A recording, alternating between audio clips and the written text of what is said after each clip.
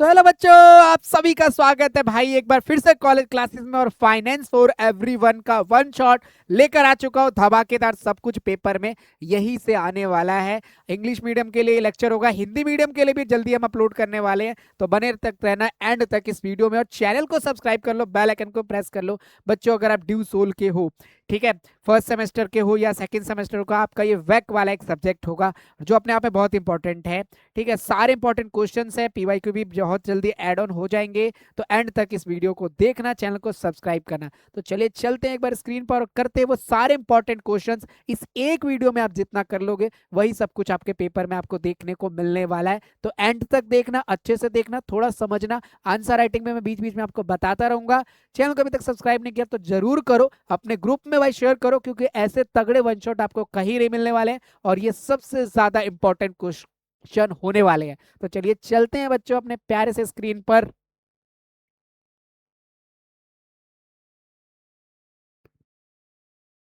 सबसे पहले क्वेश्चन देखते हैं। एक क्वेश्चन आया था 2023 का क्वेश्चन पेपर मेरे पास है, पीवाईक्यू। अब ये सब कुछ आपको फ्री में मिल जाएगा, वीडियो के डिस्क्रिप्शन में लिंक दे रखा है, जाके वहां से डाउनलोड कर लेना, ठीक है। और शेयर कर दो अपने दोस्तों को भी, ताकि उनको भी फायदा हो जाए। तो ये पेपर तो देखो आपको देखने को मिल रहा है, ये वेक का है, फाइनेंशियल लिटरेसी है, ठीक है।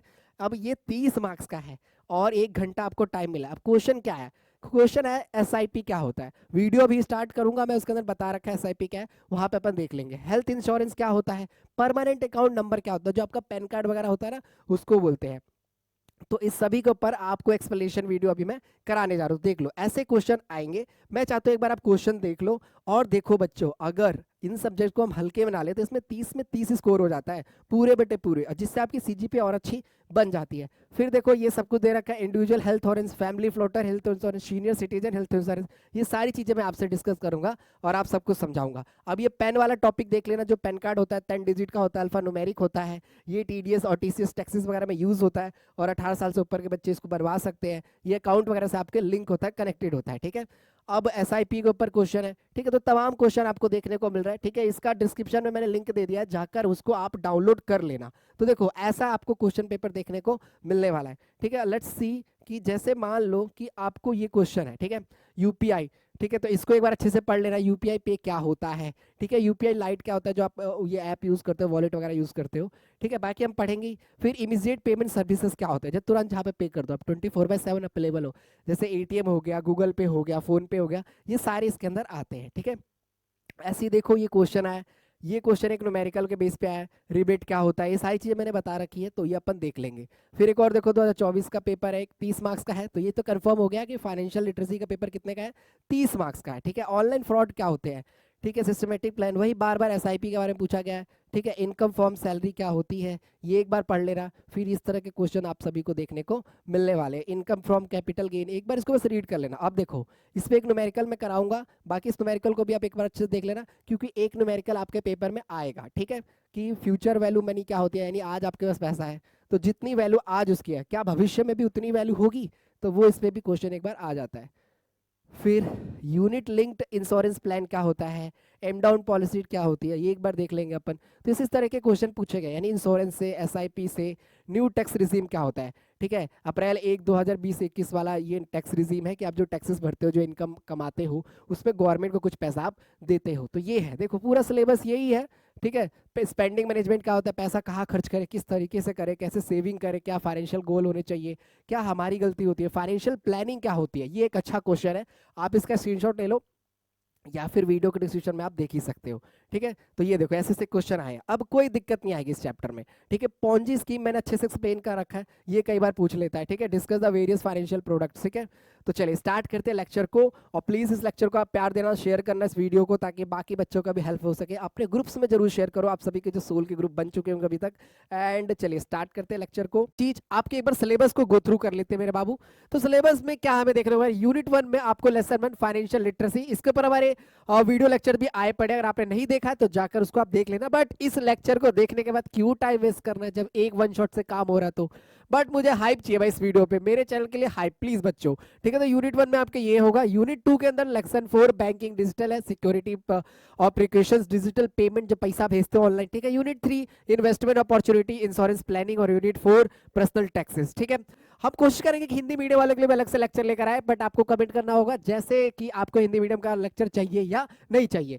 चलो, तो सबसे पहले टाइम बिल्कुल नहीं गवाएंगे, तुम लोग थोड़ा सीरियस होकर बैठोगे, अटेंशन के साथ बैठोगे तो हम सारे लेक्चर्स को अच्छे से खत्म करते जाएंगे। समझ नहीं आएगा तो कमेंट करेंगे, कमेंट का हम रिप्लाई करेंगे, आपकी क्वेरी को रिजॉल्व करेंगे। पहला क्वेश्चन पेपर में इससे देखने को हमें मिलता है, क्योंकि ये सबसे बेसिक है कि भाई फाइनेंशियल प्लानिंग क्या होती है, किस तरीके से मैं प्लानिंग करूं। प्लानिंग तो मैंने गोवा जाने की भी करी थी, सक्सेसफुल तो वो भी नहीं हुई। Right the nature and advantage और डिसएडवांटेज, यानी फाइनेंशियल प्लानिंग हमें क्यों करनी चाहिए, इसके क्या फायदे हैं और इसके क्या नुकसान हमें देखने को मिलने वाले हैं, अब हम समझने जा रहे हैं। ठीक है, तो फाइनेंशियल प्लानिंग को आराम आराम समझते हैं। सबसे पहले क्या होता है, देखो फाइनेंशियल प्लानिंग एक कॉम्प्रहेंसिव प्रोसेस है। कॉम्प्रहेंसिव मतलब कि एक लॉन्ग प्रोसेस है। ऐसा नहीं कि आज अपन बैठे और आज अपन ने डिसाइड कर दिया और आज ही की आज प्लानिंग कर ली, ऐसा नहीं होता है। ठीक है, फाइनेंशियल प्लानिंग के अंदर थोड़ा सा हमारे को समय लग सकता है। ठीक है, अब होता क्या है, सिंपल सी बात है कि मान लो आपके पास कुछ पैसे आए, कल को नौकरी लगेगी, तुम्हारी सुंदर सी बीवी आएगी, आएगी ना, सच बताओ आएगी कि नहीं आएगी, आए हाय मुस्कान। चलो, तो जब आपकी सैलरी आएगी तो उसको आप फाइनेंस करोगे, मतलब क्या करोगे, प्लानिंग करोगे, मैनेज करोगे कि भाई इतना पैसा मैं इधर इन्वेस्ट कर दूं, इतना पैसा उधर इन्वेस्ट कर दूं, या इतना पैसा एजुकेशन के लिए, घर के राशन के लिए, इलाज के लिए।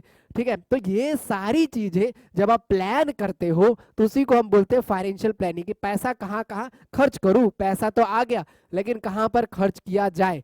ठीक है, तो expensive saving investment to achieve specific goals. ठीक है, अब आपका कोई गोल होगा, मान लो तुम्हें बाइक खरीदनी है, मान लो तुम्हें आईफोन खरीदना है, तो उसके लिए आप थोड़ी थोड़ी सेविंग करते हो, तो ये भी एक फाइनेंशियल प्लानिंग होता है। तो किसी गोल को अचीव करने के लिए जो प्लानिंग करने लग जाते हैं ना, उसी को हम बोलते हैं फाइनेंशियल प्लानिंग, कि पैसे को कैसे देख रेख करूं। ठीक है, आमतौर पर मम्मियां कमेटी डालती रहती है, आपने सुना होगा, अरे कमेटी का पैसा भरना है, कमेटी उठ गई, कमेटी इनकी इतने पे उठी, कमेटी उनकी उतने पे उठी। होता है कि नहीं होता तुम्हारे घरों में? हमारे घरों में भी होता है। ठीक है, तो creating adjusting the strategic road map to financial security and wealth to building. ठीक है, जैसे किसी को घर लेना है, हर मिडिल क्लास बच्चे का एक सपना होता है, प्यारा सा सपना होता है कि भाई घर लेना है, तो उसके लिए कुछ कुछ पैसे सेव करता है और सोचता है कि भाई हाँ मैं ऐसा घर लूंगा, ये चीज करूंगा, इतने का महंगा है, ये जो भी चीज है। तो ये सब की सब चीजें फाइनेंशियल प्लानिंग करती है। अब आम भाषा में अपन समझे तो फाइनेंशियल प्लानिंग वो प्लानिंग होती है जब हम अपने पैसों को उस किसी एक पर्टिकुलर गोल को अचीव करने के लिए उसको एडजस्ट करते हैं, सेव करते हैं। ये हमारी एक फाइनेंशियल प्लानिंग कहलाती है, सिक्योरिटी को अचीव करने के लिए। ठीक है, अब की स्टेप, मुझे फाइनेंशियल प्लानिंग करनी है, मैं तो जान गया भैया फाइनेंशियल प्लानिंग तो ये होती है, अब मुझे करनी है। अब देखो देखो यार, सुनो सुनो सुनो, देखो अब तुम इस वीडियो पे आए हो, एग्जाम के लिए पढ़ रहे हो, मुझे पता है मेट्रो में पढ़ रहे होगे, एक रात पहले पढ़ रहे होगे, 2 दिन पहले, जो भी, लेकिन सुनो, पैसे को फाइनेंस करना की एक अंदर अपनी हैबिट भी जरूर डालो, ये आपको लाइफ में ग्रो करने में बहुत हेल्प करती है। सिर्फ कमाने से नहीं होता, आपको उस पैसे को सही तरीके से यूटिलाइज भी करना चाहिए बच्चों। इसीलिए एक बार फाइनेंशियल प्लानिंग की बात को हमेशा सोचना जब भी आपकी इनकम आए, कि ये नहीं कि पैसा आया फटाफट बंदी में इतना खर्च कर दिया, भाई साहब ये आईफोन पे लिया, ये ले लिया और सारा कुछ ईएमआई पे हो गया, तो फिर आप पे क्या आ जाता है, बर्डन आता है। ठीक है ना, तो फाइनेंशियल अवेयरनेस हमारे इंडिया में बहुत कम है। तो सब्जेक्ट के माध्यम से भी और पर्सनली मैं आपको एक बात कहूंगा कि जरूर आप फाइनेंशियल प्लानिंग करना, पैसे कमाने के बाद उसको खर्च कहाँ कहाँ करना ये सोचना जरूर। ठीक है बच्चा, तो की पॉइंट्स ऑफ फाइनेंशियल प्लानिंग कैसे करें, तो सबसे पहले एसेट्स योर करंट स्टेटस, आपके पास अभी कितनी इनकम आ रही है। मान लो आप 10,000 कमाते हो और आपने 1 लाख की बाइक ले ली, तो उसको किस तरीके से ईएमआई भर पाओगे कि नहीं भर पाओगे, ये जरूर देखो। ठीक है, हाँ अगर आप 1 लाख कमाते हो तो आप 50,000 का कोई चीज खरीद सकते हो, तो आपको उसको फाइनेंशियल साइंस से सॉल्व कर सकते हो। लेकिन 10,000 कमाते हो और 1 लाख की चीजों को सॉल्व करना है या 1 लाख पेमेंट भरनी है, तो कैसे करोगे। तो ये आपका होता है, पहले आप अपनी करंट स्टेटस को देखो। अब आंसर राइटिंग भी देखते हैं, 16 के बच्चे हैं, हम हर लेक्चर में अपने बीच बीच में आंसर राइटिंग बताते रहेंगे और आगे भी हमारे सारे लेक्चरों में संपूर्ण चीजें मिलेंगी। वन शॉट का मतलब आंसर कैसे लिखना है वो भी बताएंगे उन लेक्चर्स में, जितनी कॉलेज क्लास से जाएगी। ठीक है, लेक्चर्स हम ये भी बताएंगे किस तरीके से हेडिंग लिखना है, कौन सा इंपॉर्टेंट वाला क्वेश्चन है और कौन से टॉपिक। बाकी वन शॉट में सारे इंपॉर्टेंट टॉपिक होते हैं, पेपर लीक ही रहता है यहाँ से हमारे चैनल से। ठीक है, तो एसेट्स योर करंट देखो, तो सबसे पहले ये ब्लैक हेडिंग जरूर लिखना। ठीक है, पहले हेडिंग लिख देना और ये ब्लैक हेडिंग लिखना है, ब्लैक पेन से लिखना है। ठीक है, और उसके बाद अपने ब्लू पेन बॉल पेन से ये सारे पॉइंट को एक्सप्लेन करना। अब ब्लू पेन से जो लिखोगे वो अपने शब्दों में एक्सप्लेन कर देना। ऐसे पहले इंट्रो देना, ये आपका क्या होगा, इंट्रोडक्शन, ये क्वेश्चन इंट्रोडक्शन, इंट्रोडक्शन के बाद मेन हेडिंग, ऐसे आंसर राइटिंग करना है। ठीक है, और इसके बाद लास्ट में हमें क्या देंगे, क्रिटिसिज्म या कंक्लूजन देना है। ये 3 स्टेप 4 स्टेप हमारे आंसर राइटिंग में होना चाहिए। अब देखो ये ब्लैक पॉइंट को माइंड में बैठा लो, ये जब याद रखोगे ना, एक पॉइंट याद रखोगे, उसके अंदर का बनाने वाली चीज अपने आप बना लोगे। तो पहला एक्सेस योर करंट स्टेटस, भाई अभी के टाइम पे अपन कितना कमा रहे ले भाई, कितना कमा रहे ले हैं। फिर सेट क्लियर गोल्स, अब फिर अपना क्लियर गोल कि क्या लेना है भाई, घर लेना है, गाड़ी लेना है, ये चीजें। डिफाइन स्पेसिफिक, मेजरेबल होना चाहिए, टाइम बाउंडेड होना चाहिए। लाइक दैट रिटायरमेंट के बाद आप क्या करोगे, डाउन पेमेंट आप कितना दोगे, कोई चीज आप खरीदने जा रहे हो, मान लो आपने मोबाइल फोन खरीदा, घर खरीदा, तो उसकी एक डाउन पेमेंट होती है कि इतनी पेमेंट पहले देनी होती है, बाकी की ईएमआई हो जाती है। फिर आप ये भी सोचा करो, देखो देखो नॉलेज के लिए पढ़ा रहे हो यार मैं प्लीज, क्योंकि इंपॉर्टेंट भी सब्जेक्ट है तुम्हारे नॉलेज के लिए, स्किल के लिए भी, कि अगर मान लो आप घर ले रहे हो तो यार ये घर को मैं ईएमआई पे लूंगा तब सस्ता पड़ेगा, या मैं कहीं और से पैसा उधार ले लूं मार्केट से, तो या रिश्तेदारों से थोड़ा हाथ पैर जोड़कर, वैसे देते नहीं है साले, सब गाली देते हैं, पैसा वैसा कोई नहीं देता, गाली सब देते हैं, तो उनसे उधार उधार मांग के दोस्त यार से पैसा भर दूं अभी, तो उसमें मेरे पैसे बचेंगे। तो आपको वो आइडिया सोचना है जिससे आपको मिनिमम ईएमआई या टैक्सेस के बिना आप अपने उस चीज को, उस गोल को अचीव कर पाओ। चलो आगे चलते हैं, क्रिएट अ बजट। फिर आपको क्या करना है, एक बजट क्रिएट करना है। डेवलप अ इन्वेस्टमेंट स्ट्रेटजी, आप उस पैसे को कहाँ कहाँ इन्वेस्ट करोगे, जैसे कोई स्टॉक में करता है, कोई बॉन्ड में करता है, कोई म्यूचुअल फंड में करता है, और कोई क्या करता है ना, जमीन लेके छोड़ देता है, कहाँ कहाँ पे, बहादुरगढ़ में, नागलोई में, दिल्ली वाले जानते होंगे, नवेदा में, कि बढ़ेगा धीरे धीरे बढ़ेगा, जानते हैं ना। आम मतलब जो घरों में स्ट्रेटेजिक प्लानिंग ये होती है कि भाई जमीन लेकर छोड़ दो, वो बढ़ता रहेगा। तो डेवलप इन्वेस्टमेंट प्लानिंग, ठीक है, आप स्ट्रेटेजी अपनाते हो जिससे आप प्लान कर पाओ। क्रिएट अ बजट, बजट करना है कि मैनेज कैश फ्लो, कि हमारे घर में इतना पैसा आया तो रोजमर्रा की जिंदगी में, मतलब घर में राशन में इतना जाएगा, शिक्षा पे, एजुकेशन पे इतना खर्च होगा, या इमरजेंसी के लिए इतना रखना। फिर मैनेज योर रिस्क, अब कैसा रिस्क आप ले रहे हो ये भी डिपेंड करता है। आपने पैसा लगा दिया स्टॉक में, अब स्टॉक में थोड़ा सा वॉलेटिलिटी रहती है, म्यूचुअल फंड में थोड़ी कम रिस्क रहता है, लेकिन रिस्क रहता है उसमें भी, या फिर आपने जमीन ले ली तो उसमें कैसा रिस्क है, तो ये भी आपको तय करना है कि आपके रिस्क कैसे है। तो यूज द इंश्योरेंस लाइफ, अब देखो कुछ कुछ लाइफ इंश्योरेंस भी लोग कराते हैं, एलआईसी कराते हैं, ठीक है, ये सारी चीजें होती है, ठीक है। Protection against the unexpected event, कभी कभी कुछ ऐसा हो, जैसे मान लो मम्मी पापा की तबीयत खराब हो जाए, या हर, जैसे आपको पता है कि भाई आप अगर बड़े हो गए, अब आप बड़े हो रहे हो, 2-3 साल बाद आप लोगों की नौकरियां लग जाएगी, तो आपको पता है कि मम्मी पापा थोड़े से अब एजिड हो रहे हैं, तो वो उस बीमारियों का शिकार हो सकते हैं, इसीलिए कोई एक हमारे पास हेल्थ इंश्योरेंस उनके लिए होना चाहिए, क्योंकि कल को अगर खुदा ना खास्ता अगर कुछ भी हो जाता है तो उसमें बहुत ज्यादा बिल आता है डॉक्टर का, तो उसके लिए हमेशा हमारे को एक हेल्थ पॉलिसी जरूर रखनी चाहिए अपने परिवार में, अपने मम्मी या मम्मी पापा के लिए। तो ये भी है कि आप हेल्थ पॉलिसीज कैसे रखोगे। उसके बाद प्लान योर टैक्सेस, ठीक है, किस तरीके से टैक्सेस बचा सकते हो। कई सारे लोग होते हैं जिनकी अच्छी इनकम होती है, वो टैक्सेस बचाने के लिए बहुत सारे तौर तरीके अपनाते हैं, सीएस का सहारा लेते हैं कि भाई ये वाला जीवन बीमा ले लूँ, यहाँ पे बचा लूँ, वहाँ बना लूँ, एनजीओ को दान कर दूँ, ये सारी चीजें।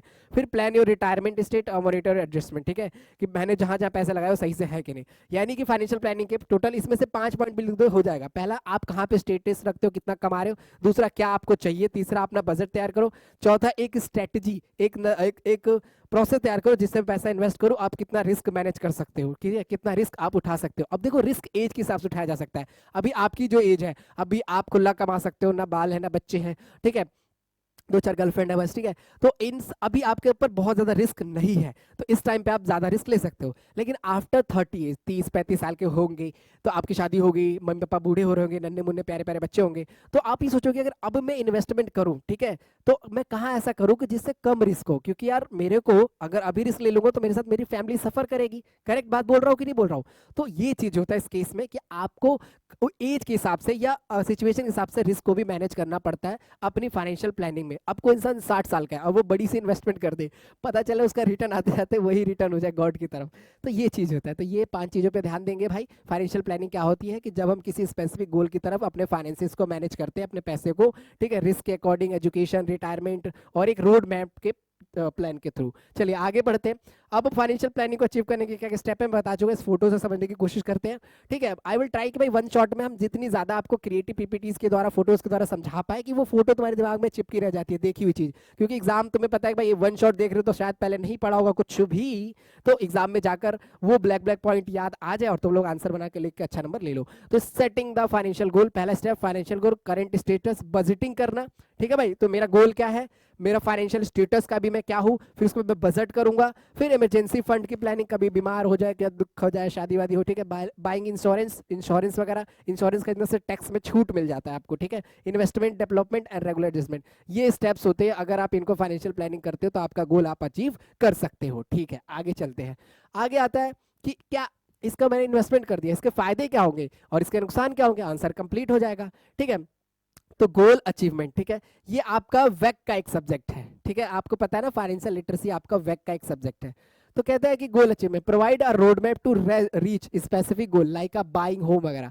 तो एडवांटेज ये है कि हमारे को आसानी से जो हमारा गोल था हम उसको अचीव कर पाएंगे, ठीक है। उसका क्लियरिटी हो जाती है हमारे पास, क्या हो जाती है हमारे पास, क्लियरिटी रहती है कि भाई हाँ मेरे को ना ये काम करना है और ये मेरा गोल था, अब मैं इसे ही अचीव करना चाहता था, ठीक है। तो एक क्लियरिटी ऑफ फोकस आ जाता है कि भाई ये मेरा टारगेट है। जैसे होता है ना, जैसे आपने अगर ईएमआई ले ली, जैसे आपने कोई चीज का घर खरीद लिया, लेट्स सपोज करो घर जरूर खरीदना है अपने मन से, ठीक है, उसको प्यार से घर बनाना, तो उसका अब घर खरीद लिया तो आपके ऊपर एक बर्डन रहेगा कि हाँ यार मुझे ईएमआई भरनी है, ना चाहते भी आप अपना पैसा सेव करके उसमें इन्वेस्ट कर दोगे, तो कभी कभी बर्डन आना भी अच्छा होता है, ठीक है। फिर बेटर मनी मैनेजमेंट हो जाता है, मनी का आप स्पेसिफिक डिसिप्लिन में मैनेज कर पाते हो। फिर आता है डेप्ट मैनेजमेंट, ठीक है, मतलब जो कर्जा होता है उसको भी आप सोचने लगते हो कि भाई मैं कर्जा कहाँ से लूँ, या मेरे को मेरा कर्जा खत्म करना है, कितना लेना है कितना नहीं लेना है, ये सब कुछ आपके आपके फाइनेंशियल प्लानिंग में फायदे में आता है, ठीक है। इमरजेंसी प्रीपेयर्डनेस, यानी मतलब प्रीपेयर्डनेस मतलब कि कोई इमरजेंसी आ जाए तो आपका अगर कुछ आपने फाइनेंशियल प्लानिंग करी है, कुछ पैसा रख रखा है घर में कि कल को कुछ भी दिक्कत आती है तो उस पैसे का मैं यूटिलाइज कर लूंगा, तो उसे बोलते हैं इमरजेंसी प्रीपेयर। फिर एज अ रिस्क मैनेजमेंट आपको आ जाता है, जब आप पैसे की प्लानिंग करते हो तो आप सोचते हो यार मेरे को फायदा कहाँ है, जमीन लेके नागलोई में छोड़ देने में फायदा है बहादुरगढ़, या फिर स्टॉक्स में डालने में फायदा है, या फिर कोई बिजनेस करने में फायदा है, तो आप ये चीजें भी सोचने लगते हो। करेक्ट। आगे देखते हैं टैक्स इफिशिएंसी, ठीक है। अब प्लानिंग आप करोगे तो आप ये भी सोचोगे यार कि मेरा जो पैसा है ना वो कहाँ से बच रहा है, कहाँ से बच रहा है, टैक्स की में इफिशिएंसी कहाँ से हो रही है, ठीक है। तो ये भी आप तौर तरीके से सोचोगे, रिड्यूस करोगे टैक्स के बदले। और पीस ऑफ माइंड, ठीक है, सारा गेम तो पैसा का है भाई, जब पैसा होगा इन्वेस्टमेंट की ग्रोथ भी होती है और पीस ऑफ माइंड, यानी आप पैसा सही जगह लगा देते हो थोड़ा सही होता है, क्योंकि देखो पैसा तो बहुत सारे लोग कमाते हैं, लेकिन जब यंग होते हैं ना तो हम बहुत सारे इधर उधर इधर खर्चा कर दिया उधर खर्चा कर दिया, इतना महंगा कपड़ा पहन लिया उतना, ठीक है। तो ऐसा नहीं, हमें जरूर फाइनेंशियल प्लानिंग करनी चाहिए और यंग एज के बच्चों को ये जरूर सीखना चाहिए। जरूर जरूर इस लेक्चर के माध्यम से मैं यही कोशिश करूंगा कि आपको ये बात भी समझा पाऊं, ठीक है। तो ये एडवांटेजेस है। फिर इसके कुछ कुछ डिसएडवांटेजेस भी हो जाते हैं भाई, सिंपल सी बात है, अगर हमने ईएमआई पे कोई चीज ले ली तो अभी प्रेशर भी क्रिएट रहेगा माइंड पे, यार ईएमआई देनी है, हो सकता है आप बीमार हो जाओ, हो सकता है कुछ दिक्कत आ जाए, फिर भी आपको ईएमआई तो देनी पड़ जाती है, और नहीं दो तो उस पर पेनल्टी लग जाती है, ठीक है, वो एक्स्ट्रा पैसा चार्ज करते हैं, तो टाइम कंज्यूमिंग होता है। तो पहला तो प्लानिंग करोगे जब फाइनेंशियल प्लानिंग, तो उसमें थोड़ा टाइम लगेगा कि भाई ये स्टेप्स करने, यहाँ से फायदा ही नहीं हो सकता, तो ब्रेन स्टोर में लगता है, थोड़ा टाइम लग जाता है प्लान करने में। दूसरा कॉस्ट, ठीक है, many involve the fees professional, ठीक है। अब कई लोग पैसा होता है तो प्रोफेशनल के पास जाते हैं, जैसे बड़े बड़े सीए के पास जाएंगे, एडवाइजरीज के पास जाएंगे, फॉर्म के पास जाते हैं, कंसल्टेंट के पास जाते हैं कि भाई मेरा पैसा है मैं इसको इन्वेस्ट करना चाहता हूँ, बताओ कहाँ करूँ इन्वेस्ट। क्योंकि देखो पैसा बहुत सारे लोगों के पास है, उस पैसे से पैसा बना पाना बहुत कम लोगों को आता है, तो जब वो जाएंगे किसी से एडवाइस लेने तो बंदा फीस चार्ज करेगा ना, ऐसे फ्री में तो देगा नहीं, तो वो फीस कॉस्ट चार्ज करते हैं। फिर आता है रिजिडिटी। रिजिडिटी क्या होती है कि जब भी हम कोई चीज प्लान कर लेंगे, जब हम कोई चीज क्या कर लेंगे, प्लान कर लेंगे, तो उस केस में क्या होगा कि अब उस प्लान के अकॉर्डिंग चलना होगा, हम एक्स्ट्रा खर्चा नहीं कर सकते। अगर हमने ईएमआई लगा दी है 20,000 रुपए की और कमाते हम 40,000 है, तो 20,000 ईएमआई में जाएगा, 20,000 हमारे पास बचेगा, उस 20,000 में घर का गुजारा करना होगा, सारे शौक पूरे करने होंगे। फिर आता है डेटा डिपेंडेंसी, ठीक है, हम क्या होते हैं डेटा पर डिपेंड हो जाते हैं, मतलब कि जो भी हमारे को रिसर्च करते वक्त डेटा मिलेगा, अगर वो डेटा गलत मिल गया, ठीक है, मान लो हम किसी स्टॉक पे पैसा लगा रहे हैं या हम कहीं जमीन खरीद रहे हैं, तो वहां किसी ने बताया कि ये जमीन के ये फायदे नुकसान है, अब किसी ने आपको गलत इंफॉर्मेशन दे दिया, आपने तो पैसा लगा दिया, तो उस डेटा में फिर दिक्कत क्रिएट हो जाती है। फिर ये कभी कभी अनसर्टेन होता है, ऐसा नहीं कि जैसा हमने प्लान सोचा कि भाई इतने में इतना बढ़ जाएगा, इतने साल में मैं ये कर लूंगा, म्यूचुअल फंड में पैसा लगा दिया मैंने या फिर स्टॉक में लगा दिया, अच्छा खासा पैसा निकलेगा और इस समय मैं ये कर लूंगा इस समय वो कर लूंगा, तो ये कई बार नहीं हो पाता है। फिर आता है रिक्वायर अ डिसिप्लिन, अब पैसा आपको हर महीने भरना है, प्लानिंग कर ली है, तो उस डिसिप्लिन के साथ, यानी हर महीने आपको उतना ही कमाना होगा जितना आपने प्लानिंग में अपने उतने पैसों को डिवाइड कर दिया है, ठीक है। एंड ओवर सिंप्लीफिकेशन, अब ये कुछ ज्यादा ही many not fully account highly complex sudden the unfortunate events, ठीक है। तो ये कभी कभार दिक्कत आ जाती है जब हम प्लान कर लेते हैं, तो कुछ आपदा आ जाए या कुछ भी दिक्कत आ जाए या प्लान में चेंज आ जाए, तो जैसे कोरोना आ गया या कोई ऐसी दिक्कत आ जाती है, उस वक्त हम हमारा फाइनेंशियल प्लान फेल हो जाता है। तो ये हो गया। आगे की तरफ देखते हैं, तो एक ये क्वेश्चन आपका बनेगा, ठीक है। अच्छा नेक्स्ट की तरफ देखते हैं, एक मिनट जरा मैं वॉइस का देखूं कुछ इशू तो नहीं आ रहा, ठीक है। अब देखो सेकंड क्वेश्चन की तरफ आते हैं, उसका स्क्रीनशॉट ले लीजिए प्लीज। सेकंड क्वेश्चन ये आएगा, explain the term of debit card. Debit card क्या होता है भाई, क्रेडिट कार्ड क्या होता है, ठीक है, ये सब आपने सुना होगा, डेबिट कार्ड क्रेडिट कार्ड ये सारी चीजें, ठीक है। तो डेबिट और क्रेडिट ये सारे कार्ड्स के बारे में भी आपको पता लगता है, ये सारे कार्ड्स के बारे में भी आप सभी को पता लगता है। तो explain the term of debit card, ठीक है, और credit card and net banking and digital wallet, ठीक है, हमें अब इस क्वेश्चन में ये वाली चीज एक्सप्लेन करनी है, एंड आई होप ये सब आप जानते होंगे, ठीक है। तो इसके अंदर आप सबसे पहले ये भी देखा होगा आपने, क्रेडिट कार्ड होते हैं आपके, डेबिट कार्ड्स होते हैं, ठीक है। अगर नहीं जानते हो क्रेडिट और डेबिट कार्ड के बारे में तो इस वीडियो में कंप्लीटली समझ लेते हैं। और क्रेडिट कार्ड को आप हमेशा बहुत सावधानी से यूज करना, लाइफ में ये बहुत ज्यादा दिक्कत भी दे देता है कई बार। चलो पढ़ते एक बार। Discuss the banking products and the services offer by the retail bank, explain the UPI, net banking, ये सारी चीजें क्या होती है। अब इसका आप स्क्रीनशॉट ले लो क्योंकि ये क्वेश्चन आपको एग्जाम में दिखेगा, ठीक है, दिखेगा भाई। ले लिया, चलो आगे देखते हैं। तो अभी इस क्वेश्चन में हम सबसे पहले समझते हैं कि बैंक जो होते हैं ये हमें क्या क्या चीजें ऑफर करते हैं। जो बैंक होता है उससे हम किन किन चीजों के प्रोडक्ट्स को खरीद, मतलब क्या क्या चीजें ये हमें ऑफर करते हैं, इन द सेंस की जो बैंकिंग प्रोडक्ट्स और सर्विसेज होती है, ठीक है, जो बैंकिंग प्रोडक्ट्स और सर्विसेज होती है उनके जैसे कि वो हमारे को क्या क्या फैसिलिटी प्रोवाइड कराते थे। देखो जो बैंक होता है, बैंक में क्या मिलता है, हमें लोन मिलता है, ठीक है, बैंक में हम जाते हैं हमें क्या मिलता है, लोन मिलता है, ठीक है। और जब हम बैंक्स में जाते हैं तो एक चीज और प्रोवाइड कराई जाती है, ठीक है, आपको अकाउंट प्रोवाइड कराया जाता है, ठीक है। अकाउंट्स के अंदर आपके अलग अलग तरह के हो सकते हैं। तो सबसे पहले समझते हैं, थोड़ा मैं ऑडियो को एडजस्ट कर रहा था। तो सबसे पहले क्या था कि बैंक अकाउंट, ठीक है। तो बैंक अकाउंट आपके कैसे होते हैं, एक आपका सेविंग अकाउंट होता है जहाँ आप पैसा सेव करते हो, एक करंट अकाउंट होता है, फिर एक बिजनेस फॉरेन अकाउंट, ऐसे ऐसे कई तरह के अकाउंट होते हैं। यहाँ पे आप अकाउंट ओपन कर सकते हो। फिर डेबिट कार्ड, क्रेडिट कार्ड आपको बैंक से मिलते हैं, फिर आप डिपॉजिट कर सकते हो, फिर आप इन्वेस्टमेंट कर सकते हो, बैंक से आप लोन ले सकते हो, ठीक है, और इंश्योरेंस पॉलिसीज वगैरह भी आप बैंक से परचेज कर सकते हो। तो ये चार्ट सबको आता है, इस पर टाइम नहीं लगाएंगे, ठीक है, कि भाई बैंक तुम्हें क्या क्या प्रोवाइड कराता है, अकाउंट ओपन करने की facility, debit card, credit card, deposit, investment. तो ये सारी फैसिलिटी बैंक हमारे को ऑफर करता है। क्लियर हो गया। इंट्रोडक्शन में आप ये वाली बात लिख दोगे अपनी, ठीक है, इंट्रोडक्शन में ये वाली बात कि retail bank offer initial essential, बहुत जरूरी चीजें, financial product like checking, saving, cheque वगैरह देना, ठीक है, और क्रेडिट, कहते हैं ना कि ले इस चेक पे नाम भर और मेरी बेटी की जिंदगी से निकल जा, ठीक है, पर्सनल ऑटो लोन्स, ठीक है, and plus wealth management, CDS, mutual fund, digital banking, जो आप ऑनलाइन अकाउंट ओपन कर सकते हो, आप मोबाइल पे भी आज ऐप के थ्रू सारी चीजें कर पाते हो। तो ये सारी फैसिलिटी हमारे को कौन प्रोवाइड कराता है, बैंक प्रोवाइड कराता है, ठीक है। फिर आता है insurance and all tolerated living individual और consumer manage financing save bore and investment, है ना। अगर आपको लोन लेना है, पैसा उधार लेना है तो आप जा सकते हो, अगर आपको इन्वेस्टमेंट करनी है तो भी आप बैंक के पास जाते हो। तो बैंक आपको ये सारी फैसिलिटीज प्रोवाइड कराता है, ठीक है। तो पहला आता है डिपॉजिट अकाउंट को एक बार हम पढ़ लेते हैं, ठीक है। तो डिपॉजिट अकाउंट में क्या आता है कि जैसे कि मान लो आप अपना पैसा डिपॉजिट करना चाहते हो तो उसमें आपका सेविंग अकाउंट आप यूज कर सकते हो। फिर चेकिंग करंट अकाउंट, ठीक है, फॉर डेली ट्रांजेक्शन, ठीक है। अब जैसे जो बड़े बड़े बिजनेसेस होते हैं, ठीक है, उनका तो डेली का ट्रांजेक्शन होता है लाखों का, करोड़ों का, तो वो लोग क्या करते हैं, करंट अकाउंट का यूज करते हैं। फिर आपके सर्टिफिकेट डिपॉजिट होते हैं जैसे CDS term deposit, fix term deposit, जैसे कि एफडी करवाते हैं ना, कि आपने कुछ पैसा इतने टाइम के लिए जमा कर दिया, जैसे 3 साल के लिए एफडी होती है मिनिमम, ठीक है। तो आपने एफडी में पैसा डाल दिया, अब 3 साल बाद आप 3 साल तक का पैसा नहीं निकाल सकते, या अगर आप उसको बीच में निकालोगे तो आपको दिक्कत आएगी, वो आपको जो ब्याज मिलने वाला था, इंटरेस्ट मिलने वाला था, वो आपको नहीं मिलेगा। तो उस केस में क्या होता है, आपका आप फिक्स डिपॉजिट करते हो, ठीक है, कुछ टाइम पीरियड के लिए। फिर recurring deposit, regular fix, regular ही पैसा डालना निकालना किसी टाइम पीरियड के लिए। तो ये सारे आपके अकाउंट डिपॉजिट ये बैंक आपको प्रोवाइड कराता है। अगला आता है लैंडिंग्स एंड क्रेडिट, ठीक है, किसी को अगर पर्सनल लोन चाहिए तो वो मिल जाता है, किसी को ऑटो लोन चाहिए, जैसे मान लो किसी को बाइक है, कार खरीदना है, इन सभी के लिए अगर लोन चाहिए तो ये भी आपको यहाँ से मिल जाता है। फिर आता है होम लोन वगैरह लेना हो घर के लिए, फिर होम इक्विटी लोन भी होता है, ये अलग टाइप का लोन होता है, अभी नहीं समझना, ठीक है, जैसे जिसमें आपके पास घर है वो आप उसको उसको गिरवी रख देते हो और वो आपको कुछ टाइम तक पैसे देते रहते हैं, ठीक है, ये होता है। और उसके बाद आता है क्रेडिट कार्ड्स वगैरह लेना हो, ठीक है, ओवरड्राफ्ट प्रोटेक्शन हो, जो आपके मान लो पैसा है या कुछ लोग गहना वगैरह जो होता है या अपने बैंक में जमा कर देते हैं सेफ्टी के लिए, तो ये सारी चीजें हमारे बैंक प्रोवाइड कराता है। फिर पेमेंट ट्रांजेक्शन में भी हेल्प करता है, जैसे डेबिट कार्ड, ठीक है, लिंक्ड विद आपके बैंक से, जितना देखो डेबिट कार्ड वो होता है एक कार्ड होगा, ठीक है, जिसमें मैग्नेटिक चिप और डेटा से आपका पूरा फुलफिल होता है, जो आपके अकाउंट में पैसा है उस पैसे को उतना यूटिलाइज कर सकते हो। लेकिन क्रेडिट कार्ड अलग होता है, ठीक है, एटीएम सर्विसेज प्रोवाइड करता है, मनी ट्रांसफर आप कर सकते हो, बिल पेमेंट कर सकते हो,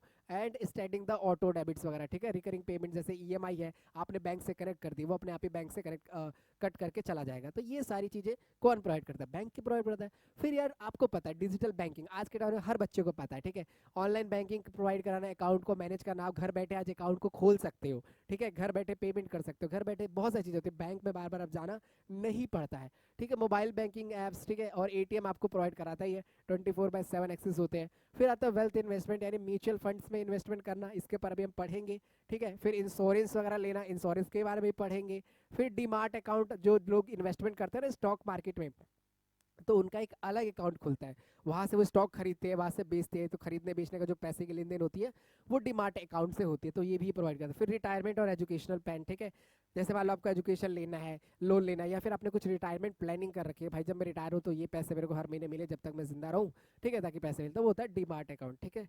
तो ये सारी चीज़ें होती है। फिर अदर सर्विस, ठीक है, सेफ डिपॉजिट्स और डिमांड ड्राफ्ट चेक वगैरह, ठीक है, तो चेक वगैरह प्रोवाइड कराना, सिक्योरिटी विद स्टोरेज वैल्यूएबल चीज़ों का, ठीक है, लॉकर वगैरह प्रोवाइड कराते हैं ना, तो ये सारी चीजें बैंक सर्विसेज आपको प्रोवाइड करता है। बहुत आसान क्वेश्चन, सिंपल क्वेश्चन, तो ये आप लिख देना अच्छे से। अब इन आंसर को अच्छे से एक्सप्लेन करना अपने शब्दों में, ठीक है, कि बैंक हमारे को सच में बहुत सारी फैसिलिटी प्रोवाइड कराता है, लेकिन एग्जाम टाइम पे ये सारी फैसिलिटी याद नहीं आएंगी, क्योंकि आंसर आपको थोड़ा लेंथी लिखना है, ठीक है, पेजेस को भरने हैं, सोल्स के बच्चे हो आप, ठीक है।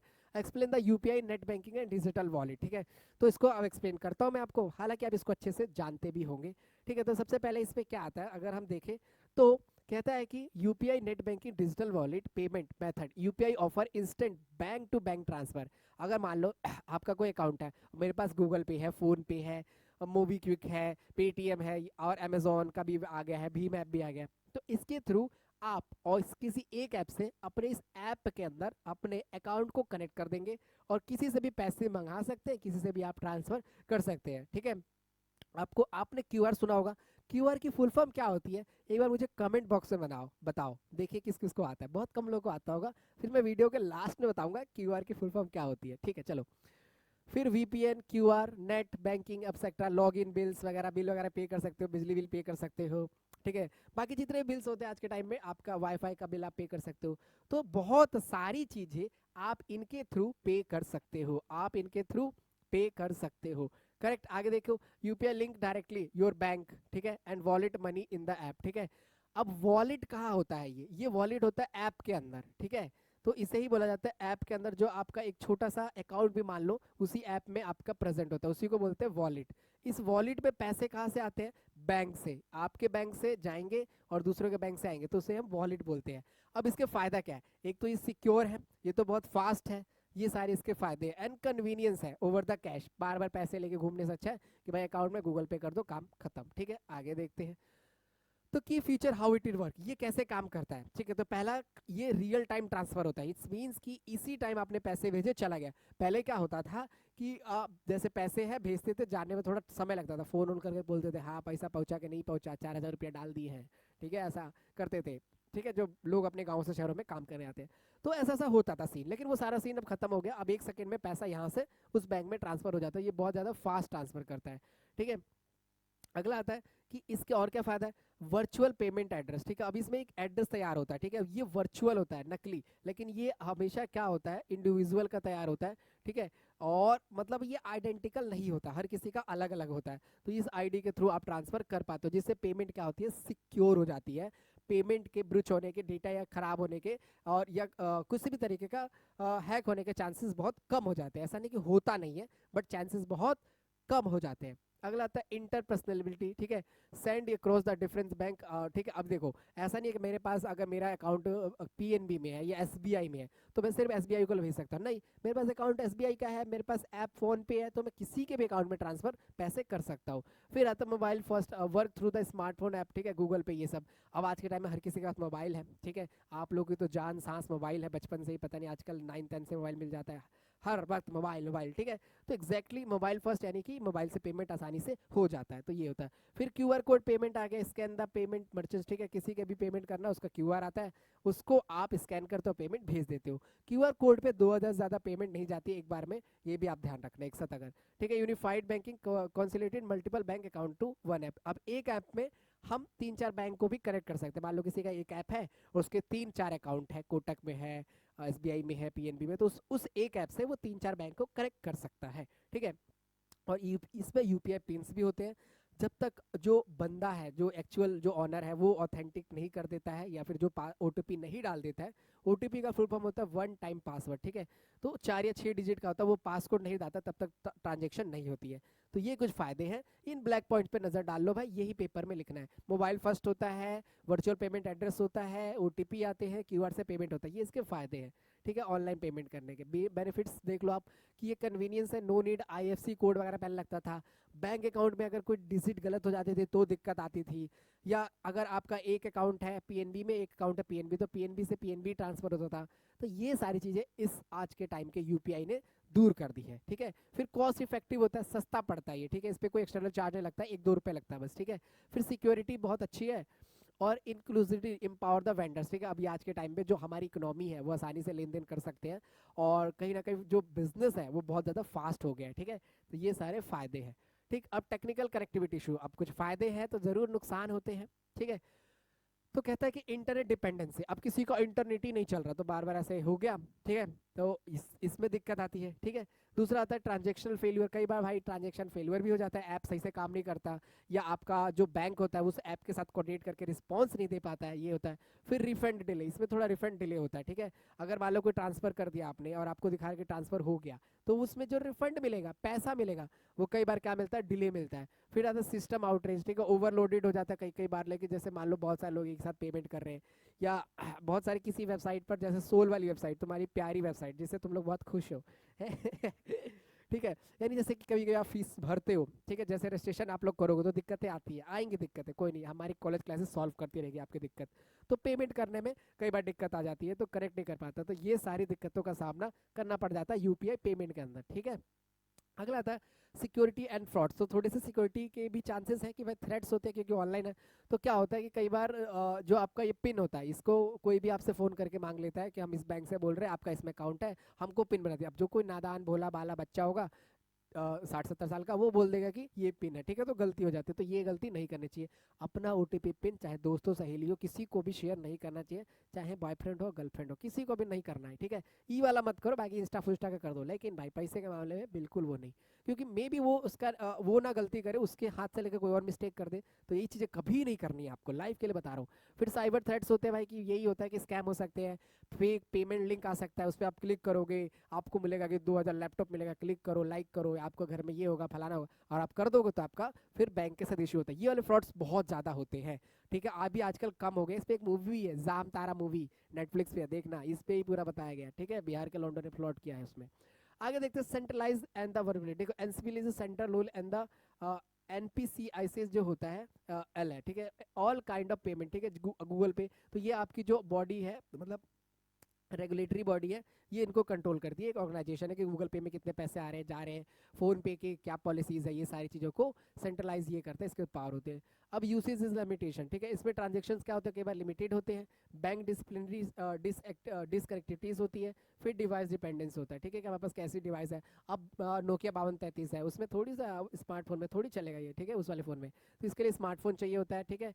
तो इन सब चीज़ों पर डिपेंड करता है यूपीआई, मतलब ये थोड़ी बहुत कमियाँ हमें यूपीआई में देखने को मिलती हैं, ठीक है। चलिए आगे देखते हैं नेट बैंकिंग एंड इंटरनेट क्या होता है, इससे सब रूबरू हो चुके हैं आज के टाइम पे। अब नेट बैंकिंग क्या होता है भाई, नेट बैंकिंग वो होता है जिसमें आप अपना अकाउंट ऑनलाइन खोलते हो, जिसमें आप अपना ऑनलाइन ट्रांजेक्शंस करते हो, आपके पास ओटीपी वगैरह नेट पासवर्ड ये सब होता है, वो होता है नेट बैंकिंग, यानी ऑनलाइन पूरा आप अपने बैंक अकाउंट को जब मैनेज करते हो ना, तो उसको अपन बोलते हैं net banking, internet banking. Other huge advantages, ठीक है। अब इसका क्या क्या है, बड़ा एडवांटेजेस है कि भाई 24/7 कन्वीनियंस रहता है, और इंस्टेंट फंड ट्रांसफर, उसी वक्त पैसे चले जाते हैं और बिल पेमेंट हो जाता है आसानी से, ठीक है, फ्रॉम एनीवेयर, कहीं हो कहीं से, ठीक है। तो ये होता है। हाउएवर द डिसएडवांटेजेस, इसके डिसएडवांटेजेस ये है कि इंटरनेट वगैरह नहीं चले या छोटा मोटा स्कैम हो जाए तो ये हैक या फ्रॉड हो सकता है। तो ये सारे आपके फायदे और नुकसान है, एडवांटेजेस ऑफ नेट बैंकिंग। फिर वही बात आता है, वही एडवांटेजेस नेट बैंकिंग में, बार बार वीडियो को लंबा नहीं करेंगे, बात को शॉर्ट करेंगे। भाई क्या फायदे नेट बैंकिंग के यार, ये पहला फायदा कि आसानी से अकाउंट खुल जाएगा, ठीक है, आसानी से पैसे ट्रांसफर कर जाएंगे, 24/7 अवेलेबल होगा, आप अपनी इंफॉर्मेशन को गैदर कर पाओगे, किसी को किसी अकाउंट में ट्रांसफर कर पाओगे, तो ये फायदे। इजी टू मैनेज है, टाइम सेविंग है, कॉस्ट सेविंग है, लोअर ऑपरेशंस है, ठीक है, 2-4 बटन दबाकर पैसे इधर से उधर चले जाते हैं, ठीक है। तो ये चीज़ें आप लिख लेना, ठीक है। कई बार हम लोग भी अपना जब नोट्स वगैरह के लिए क्यूआर वगैरह सेंड करते हैं हमारी टीम, तो बच्चे घबराते हैं कि सर कहीं फ्रॉड तो नहीं होगा, तो ऐसा मत रहो, कॉलेज क्लासेस से कभी कोई चीज़ फ्रॉड नहीं होगी, और सबसे लोएस्ट क्लास में लोएस्ट प्राइस पे यहाँ पर एजुकेशन कॉलेज वाले बच्चों के लिए मिलेगी, इसकी मेरी गारंटी है, ठीक है। चिंता मत करो, भी आगे बहुत कुछ आप सबके लिए मिलेगा। चलिए, तो ये चीज़ें हो जाती है। फिर इसके डिसएडवांटेज भाई कि भाई टेक्नोलॉजी पे डिपेंड है, सिक्योरिटी का रिस्क है, नो कैश डिपॉजिट है। अब किसी को मान लो हाथ में कैश है, तो वो कैश फिर कैसे डिपॉजिट करेगा, उसको फिर बैंक ही जाना पड़ेगा, एटीएम जाना पड़ेगा, ये चीज़ होता है। लैक ऑफ पर्सनल टच, ठीक है। अब कोई इंसान ज़्यादा पढ़ा लिखा नहीं है तो उसको चला पाना कई बार मुश्किल होता है। सबसे बड़ा वो तो इन्होंने लिखा ही नहीं है ड्रॉबैक कि भाई इसको वेल स्किल्ड या थोड़े नॉलेजेबल लोग ही चला सकते हैं, जो अभी पुराने टाइम के लोग हैं वो चला नहीं पाते हैं। तो ये इसका ड्रॉबैक है। लैक ऑफ पर्सनल टच यानी फेस टू फेस पैसा नहीं ट्रांसफर होता है ना। यही चीज़ होता है कि आप किसी को हम पेमेंट करते हो तो हमें ऐसा लगता है यार ये स्कैन फ्रॉड तो नहीं होगा, होते भी है फ्रॉड, ऐसा नहीं कि नहीं होते, ठीक है, लेकिन सारे नहीं होते, ठीक है। तो उसके इसमें ऐसा रहता है कि हम पैसा उसको दे रहे हैं, कहीं वो भाग ना जाए, कर ये चीज़ें, फिर टेक बैरियर्स होते हैं और सिस्टम में टेक्निकल इशू होता है। तो यही फायदे और यही नुकसान थे, ठीक है। अब डिजिटल वॉलेट क्या होता है, देखो कहता है कि software application online server secure storage your payment, एक ना स्टोरेज बना देता है, ठीक है, उसे ही हम बोलते हैं डिजिटल वॉलेट, ई वॉलेट। मतलब आपके ऐप में एक छोटा सा पार्ट रहेगा जिस पे आप क्लिक करोगे तो ये एक वॉलेट की तरह ओपन करेगा, यहाँ पर आपका पूरा पैसा दिखाएगा। अब जो बैंक है, बैंक जो पैसा देगा इसी में आएगा, और अगर आप किसी को दोगे तो बैंक से ही जाएगा, बस ये एक बीच में माध्यम बनता है, इसी को इन्होंने वॉलेट बोल दिया एक तरीके से, ठीक है। अब ये आपके उस ऐप में एक अकाउंट की तरह शो करता है, ठीक है, यही बस ये card, bank info, personal data and letting electronic payment or transactions on the devices all smartphones without physical card, ठीक है। तो इस वॉलेट के थ्रू आप विदाउट, जैसे आपने ये वाली मशीन भी देखी होगी मॉल वगैरह में लगी रहती है, ये टोल टैक्स वाले इसको यूज़ करते हैं, ठीक है, ये वाली मशीन, ठीक है। तो ये सारी चीज़ें यूज़ होती है किसके अंदर, डिजिटल वॉलेट के अंदर, यानी जिसमें आप पैसा रखते हो डिजिटली, जैसे आपके crypto, tickets, loyalty card, storing, sometimes ये सारी चीज़ें उसमें रहती है। जैसे पेटीएम में ये था ना वॉलेट था, तो है भी अभी भी, तो ये सारी चीज़ें होती है।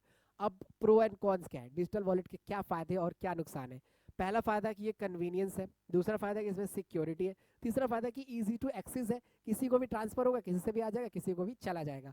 तो ये 3 फ़ायदे हो गए। इसी को आप अच्छे से लिख दोगे, कन्वीनियंस में लिखो डिजिटल ऐप है, don't have a carry physical card, purse वगैरह की जरूरत नहीं है, चोर पर्स मार के नहीं लिख सकता है ना, 753 बस में चढ़े पता चलो अब जेब ही कट गया, ऐसा नहीं होता है, ठीक है, कह रहा है अपन दिल्ली वाले भाई, ठीक है। एंड सिक्योरिटी की अगर बात करें तो भाई हाँ इसमें सिक्योरिटी ज़्यादा देखने को मिलती है, ठीक है। दूसरी बात ये कि एक्सेसिबिलिटी, कभी भी आप रात को भी दिन में कभी भी पैसे को लेन देन कर सकते हो। तो ये फायदे हैं डिजिटल वॉलेट्स के। अब इसके नुकसान है, क्या है नुकसान, पहला तो वही बार बार टेक्निकल इशू, आपका नेट नहीं चल रहा है, वाईफाई नहीं आ रहा, बीच में पेमेंट वो हो गया। फिर टेक्नोलॉजी पे डिपेंड है, जिसको चलाने आता है वही चला पाएगा, ठीक है। और digital wallet not accept everywhere, अब कई बार कई जगह ऐसे होती है जहां पर एक्सेप्ट नहीं करते हैं, ठीक है, बोलते हैं भाई कैश दे दो, हमारे पास तो वो फ़ोन नहीं है पुराना वाला, हमें कैश ही दे दो, या कई लोग जीएसटी वगैरह बचाने के लिए ये कैश का यूटिलाइज करते हैं। तो ये इसके नुकसान है कि कैश कई जगह लिमिट लेते हैं, टेक्निकल इशू आता है, और टेक्निक पे ही हम डिपेंड हो जाते हैं, टेक्नोलॉजिकल पे भी, ठीक है, टेक्नोलॉजी यार ठीक है। अगला देखते हैं डेबिट कार्ड क्या होता है। देखो डेबिट कार्ड के बारे में सिंपली समझते हैं कि यार देखो डेबिट कार्ड एक आपका इलेक्ट्रॉनिक कार्ड होता है, ठीक है, आपने देख रखा होगा, फिजिकली आप उसको टच कर सकते हो, एटीएम में डालते हो, पासवर्ड डालते हो, अपना निकाल लेते हो, वो आपका डेबिट कार्ड होता है। अब डेबिट कार्ड में उतना ही पैसा आप निकाल सकते हो जितना आपके अकाउंट में है, उतना ही पैसा यूटिलाइज कर सकते हो जितना आपके बैंक में रखा हुआ है। तो यही होता है डेबिट कार्ड इज और डायरेक्टली, ठीक है, जानते हो मैं इसमें क्या टाइम वेस्ट करूँ, debit card prevent the offering fewer rewards, ठीक है, credit card let you borrow from the bank up to limited, ठीक है। तो देखो भाई डेबिट कार्ड का यूज होता है कि जितना पैसा है आपका उतना आप खर्च कर सकते हो आसानी से, कहीं भी बैंक में आपको जाने की जरूरत नहीं होती है, ऐसे स्वाइप करके भी आप बिल वगैरह को पे कर सकते हो। लेकिन क्रेडिट कार्ड, ध्यान से, इसके चक्कर में बहुत लोग आते हैं मेट्रो के आसपास, भैया क्रेडिट कार्ड ले लीजिए, क्रेडिट कार्ड ले लीजिए। क्रेडिट कार्ड क्या होता है, आप एक कार्ड ले लेते हो और इसको पास कराने के लिए आपका स्कोर वगैरह देखा जाता है, आपकी सैलरी इनकम देखी जाती है, तो वो आपको एक कार्ड देते हैं। उस कार्ड को आप स्वाइप करके चाहो तो एक लिमिटेड अमाउंट तक खर्चा कर सकते हो, फिर बैंक को पैसा आप कुछ दिनों बाद दे सकते हो। समझाता हूँ, समझना बहुत जरूरी है, इस चक्कर में बहुत लौंडे लपाड़े बर्बाद हो जाते हैं। मान लो हमने एक कार्ड लिया, ये नंबर है, क्रेडिट कार्ड है ये, ठीक है, और ये हमारा बैंक है, ठीक है। अब ये बैंक के पास पैसा है, बैंक क्या बना दिया मैंने, झोपड़ी बना दिया, बैंक ही समझ लो इसको, ग्रामीण बैंक है, ठीक है। हमारा एक दोस्त है अशोक नाम का, उसका नौकरी लगा है ग्रामीण बैंक में, वहाँ पे आन जान करते हैं लोग, तो कभी कभी हमें बताता है वहाँ पे कैसे लोग होते हैं, ठीक है, कितने सिंपल लोग होते हैं। तो अब देखो, तो हम जब बैंक की बात करते हैं, ठीक है, तो कि देखो हमारे को शहरों में लगता है कि बहुत सारी फैसिलिटी, लेकिन आपको पता है गांव में बहुत सारी डिपेंडेंसी होती है बैंक में, ठीक है। बैंक में वो लोग बहुत जाते हैं, चीज़ों को जमा कराते हैं, पैसे रुपए के लेन देन करते हैं, उनके लिए बैंक बहुत बड़ी चीज़ होती है, ठीक है। तभी मैं इसलिए बता रहा हूँ आपको। तो ये बैंक क्या करेगा ना, आपको एक कार्ड इशू कर देगा, ठीक है। अब इस कार्ड में मान लो आपके बैंक में 1,000 रुपए है, कितने रुपए हैं? 1,000 रुपए, ठीक ठीक है, 1,000 रुपए है और आपको कोई सामान लेनी है वो 10,000 रुपए की है, तो आप ले सकते हो, ठीक है, इस कार्ड से आप पेमेंट कर दोगे, ठीक है। ये 9,000 रुपए एक्स्ट्रा कहाँ से आए? 9,000 रुपए जो ये एक्स्ट्रा है ये आपको बैंक ने दे दिया। किसने दे दिया? बैंक ने दे दिया, आपको उधार दे दिया। अब जब इसकी पेमेंट करोगे, ठीक है, तो आपको 9,000 रुपए तो पे करना ही है, साथ में कुछ परसेंट आपको इंटरेस्ट देना पड़ेगा, ब्याज देना पड़ेगा, ठीक है। तो ये चीज होता है। अब इस कार्ड की एक लिमिट होती है, जैसे प्लेटिनम आता है, गोल्ड आता है, ये डिसाइड करता है। जैसे मान लो 10,000 तक ही लोन दे सकता था बैंक, इतनी कैपेबिलिटी थी आपकी सैलरी वगैरह के हिसाब से, लेकिन आपकी सैलरी बहुत ज्यादा है तो बैंक सोचेगा कि इस आदमी को क्रेडिट कार्ड महंगा वाला दो, प्लेटिनम जारी कर दो, गोल्ड जारी कर दो, जिससे इसके हाथों से खर्चा होता रहे। अब आपको ये बात पता है, ठीक है, तो क्रेडिट कार्ड समझ आया। डेबिट कार्ड में क्या है कि भाई 1,000 रुपए थे तो 1,000 तक ही खर्चा होगा, उससे मैक्सिमम खर्चा नहीं होगा, बोल देगा पैसा नहीं है गरीब निकल, ठीक है, ठीक है। लेकिन इसमें क्या होगा, 10,000 तक खर्चा करा देगा आपसे, 1,000 है अगर अकाउंट में, 9,000 आपको बोरो करा देगा, उधार दे देगा, और उस 9,000 पे आपसे इंटरेस्ट ले लेगा। तो कई लोग इसी इंटरेस्ट वाले चक्कर में फंस जाते हैं। अब उनके पास कार्ड में लिमिट थोड़ी ज्यादा हो जाती है, जैसे कार्ड की लिमिट मान लो 1,00,000 तक है, ठीक है। अब इसमें कुछ और टर्म कंडीशंस भी होती है कि इस लिमिट तक आपको जमा करना है वरना फिर एक्सीड हो जाएगा, ये सारी चीजें होती है, वो हमें नहीं पढ़नी है, बस ऊपर ऊपर से पढ़ना है। तो अब आपने मान लो क्रेडिट कार्ड जारी करा लिया, उसकी लिमिट 1,00,000 है। अब 1,00,000 अगर लिमिट है तो आप अनचाहे खर्चा करोगे, जितना मर्जी उतना खर्चा करने लग जाओगे, और फिर उसके ऊपर वो ब्याज लगा देंगे, तो क्रेडिट कार्ड्स के बिल आप पे नहीं कर पाओगे। उस वक्त तो बहुत मजा आएगा कि पैसे नहीं है फिर भी आप खर्चा कर रहे हो, लेकिन जब आपके ऊपर बिल्स बढ़ जाएगी, लाइबिलिटीज बढ़ जाएगी, तब आपको दिक्कत होती है। इसीलिए क्रेडिट कार्ड को बहुत संभाल के यूज करना आप सभी लाइफ में, ठीक है। तो लिमिटेड होनी चाहिए, क्योंकि इंटरेस्ट लेना है बैंक को, ठीक है, आपने खर्चा कर दिया खुला, क्योंकि होता है ना ह्यूमन का नेचर, पैसा आता है भाई ये भी खरीद लूँ, वो भी खरीद लूँ, ये कर लूँ, वो कर लूँ, ऐसा हो जाता है, तो वो चीज़ नहीं करना है, ठीक है। तो ये डिफरेंस होता है। आगे देखते हैं, credit card boring from bank and limited, building a credit card, earning rewards and risking high interest, ठीक है। अगर आप पैसा नहीं दे पाओ तो बहुत ज्यादा रिस्क आता है, high reward and requiring the prepayment later, ठीक है। की differences are sources of fund, your money vs borrowed, ठीक है।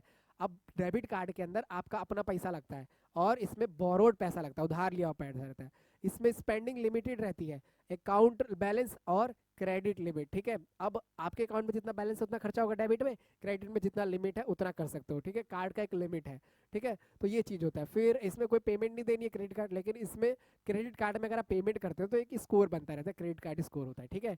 फिर रीपेमेंट आपको डेबिट कार्ड में उसी वक्त करना है, लेकिन रीपेमेंट आपको एक मंथली बिल में करना पड़ता है क्रेडिट कार्ड। जैसे आपने 4 तारीख को खर्चा कर लिया तो उसकी पेमेंट आप क्रेडिट कार्ड से आपने खर्चा किया तो उसकी पेमेंट आप 28 को भी कर सकते हो, 4 को खर्चा किया तो, लेकिन डेबिट में 4 को किया तो 4 को। तो ये कहानी इसमें चलती है। आगे चलते हैं, डेबिट कार्ड्स के बारे में आप जान गए सिंपली क्या कि लिंक्ड विद द कैश, ठीक है, फंड्स ऑन मनी, रीपेमेंट उसी समय। क्रेडिट कार्ड में क्या होता है, कोई स्कोर वगैरह नहीं होता है, ठीक है, और एवरीबडी स्पेंडिंग कंट्रोलिंग द डेब्ट, आपके कर्जे वगैरह पे उधार पे कंट्रोल लगता है।